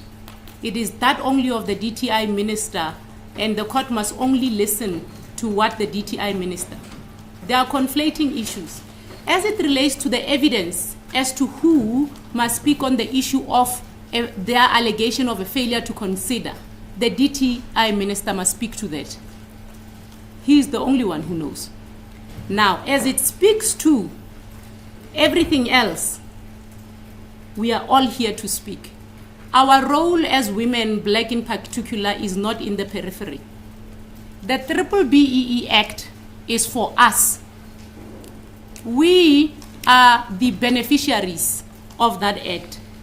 And it specifically says black women in particular. That's me. The act then speaks about fronting. The definition is there, the BBBEE Act. It speaks about what my learned senior, Mr. Matebese, argued about yesterday, being close to power. Because there's a paper that shows that you are a director of some firm and you are part of that 7% that we speak of. But in reality, you do not have a say. That happens specifically not only to the attorneys but the advocates as well, where we are being used as tokens. as the face of B-BBEE, where I am, and the JSA puts it in their affidavit that the third junior will be a black junior. But it does not necessarily mean that I'm there to do anything. It means that on the day of a hearing, I must be hauled out to be paraded before the court and the media so that they can say that they have been briefed. But what do I earn from that? Money is not everything. We want it, yes. But the reality of the story is that I grow in the profession and they will say I'm 7 years and the JP will say I must come and act. And the very same people who use me as a token will not want me to sit there and preside over their own specialized law. Because in reality, they know that they have not helped me to grow. It is significant, and it must be said, that the only reason why the white law firm would be comfortable to brief a black advocate on issues that involves it is because they know that they have trained that advocate. So they can speak to what it is that that advocate can do. So it is that important. The issues of women are that important.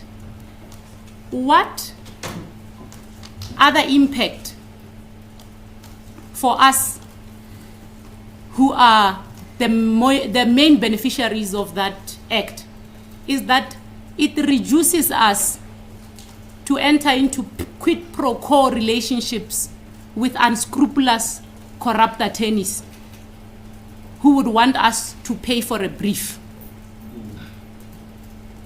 It exposes us to sexual harassment because we now must be the ones who must enter into these sexual relationships with the men who have the power. All of these are silent secrets. They are open secrets. They are known by us who practice in the profession. Representation is important. And it's significant that the bench is all female and that I can see myself in one of the presiding officers. Because then I'm comfortable. That's what Mr. Matebese was talking about. It is significant that the numbers, I will not take the court there, say that there are 8 black female seniors. As I say, at some point, those seniors must then ascend to the bench and serve. But based on what experience? Given to by who? So that is why it is necessary that the state must take those measures to ensure that the bench is also represented. But that process starts from the beginning. That attrition rate is a blight on all of us because it means that we are not even supporting at that level. And it is at that level that transformation happens. Now, they say scrap it all and start from scratch. But let's look at what it is. All this that I say about 100 years on, about the impact on black women and all women in general, and a drop in status. And I'm speaking to justice and equity, which the court is required to do. If the court is not with us, then the court is required to go into a justice and equity remedy. All that will happen is that they are going to drop in B-BBEE status. But so what? They say that they have spent millions preparing for the generic codes. So spend that money on compliance now. But if the court weighs what they say they stand to lose, even if the court finds that there is unlawfulness, which we deny, the court must look very hard on the impact on women, particularly black, in the words of the B-BBEE Act. What can be achieved in the period where the applicant says go back to scratch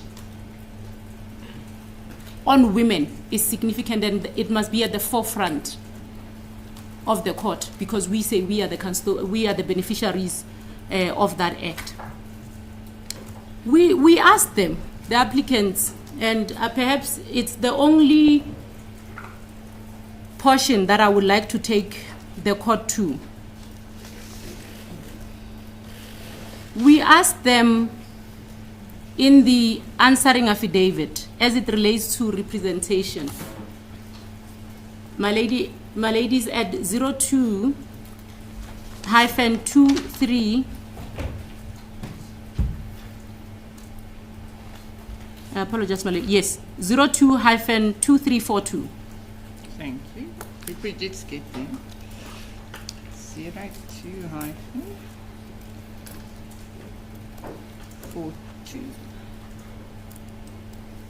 Yes, Ms. Mongani.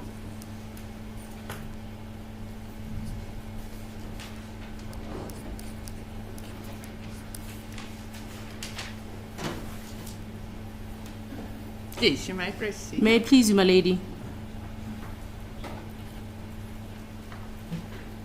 My lady, I think I have, it's paragraph 12.7 of the Saula affidavit.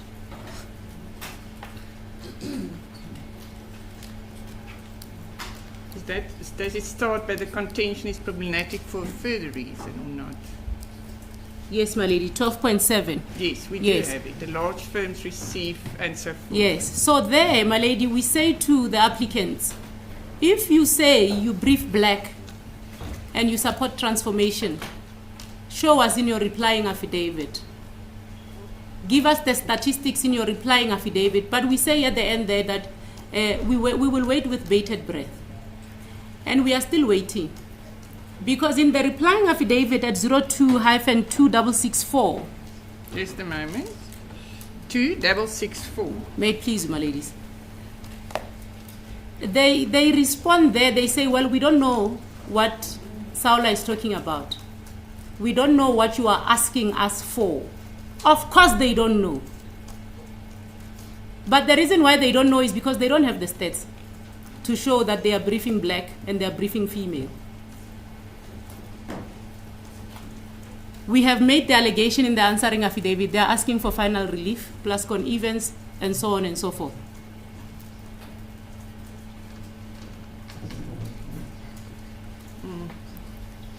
Now,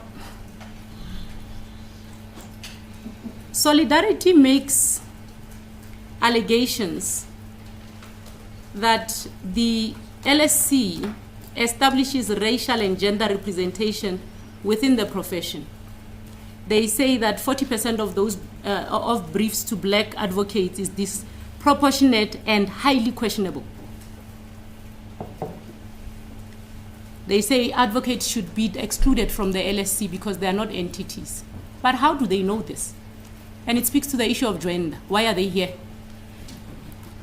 I know that yesterday some of the colleagues spoke about their busybody syndrome. Okay.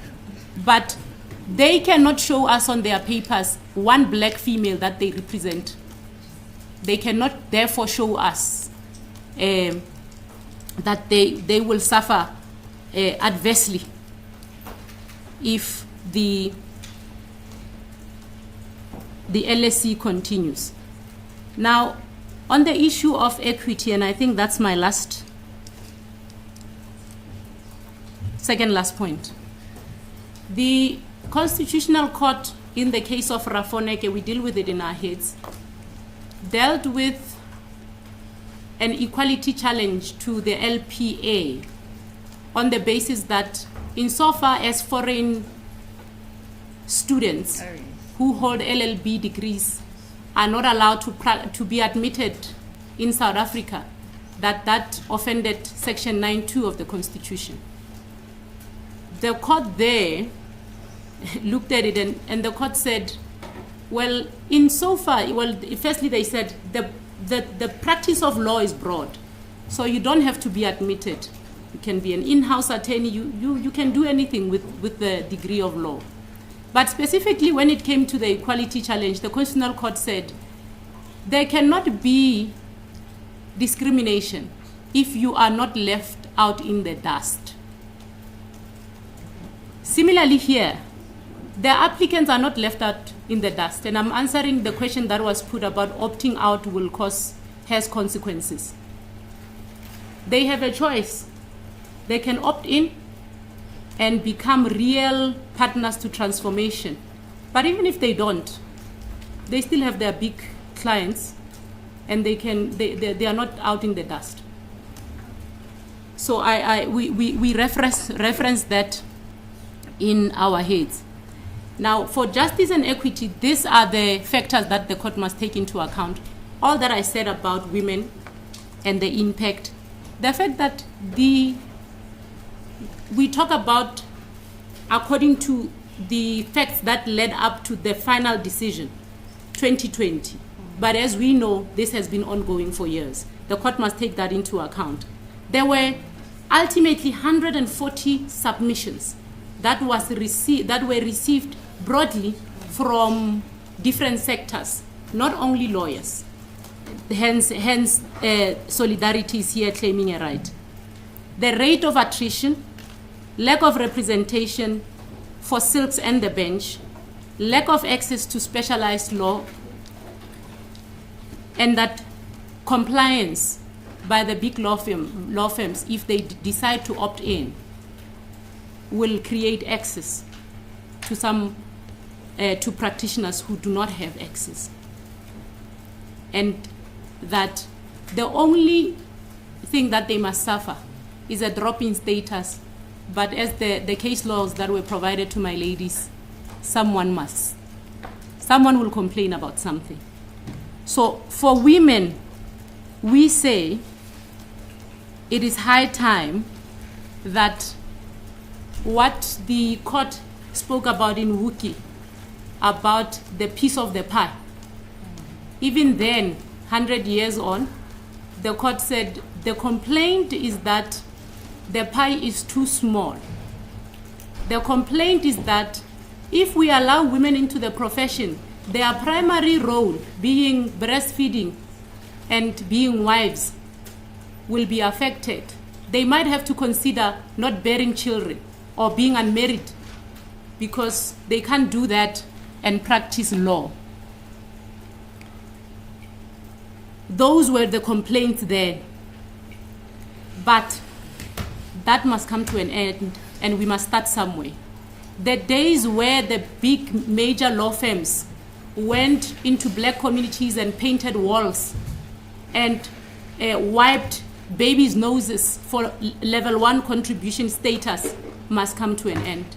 And we say, as women, that day must be now. In fact, it is long overdue. If there's nothing else, my ladies, those will be our submissions. And of course, we stand by the heads of arguments that we filed. May it please. Mongani, thank you very much. It was a forceful presentation. As the court pleases, then I'm glad it had the desired effect, my ladies.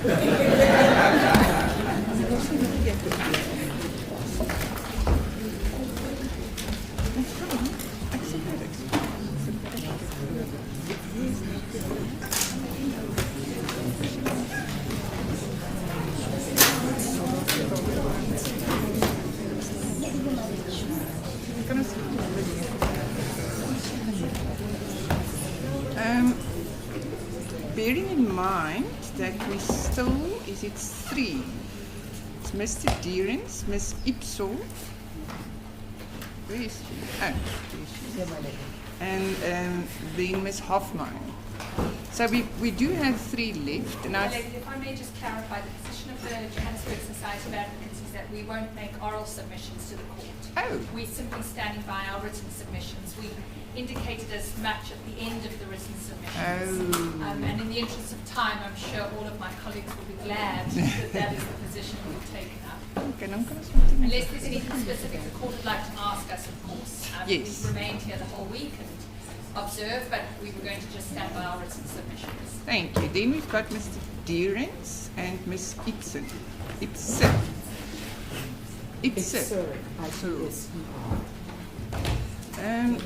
And I'm quite well.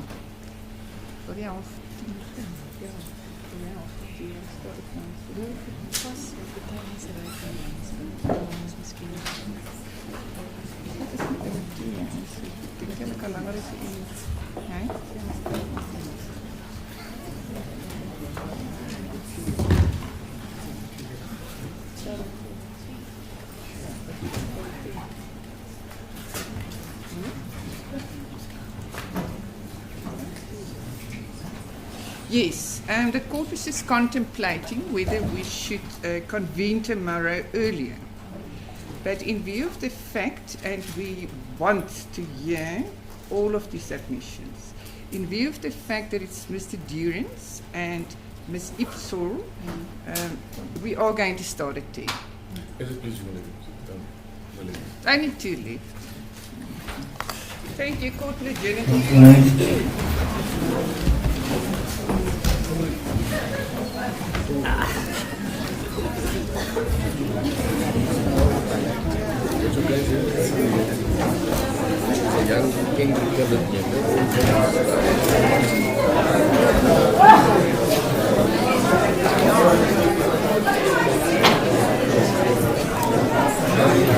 Yang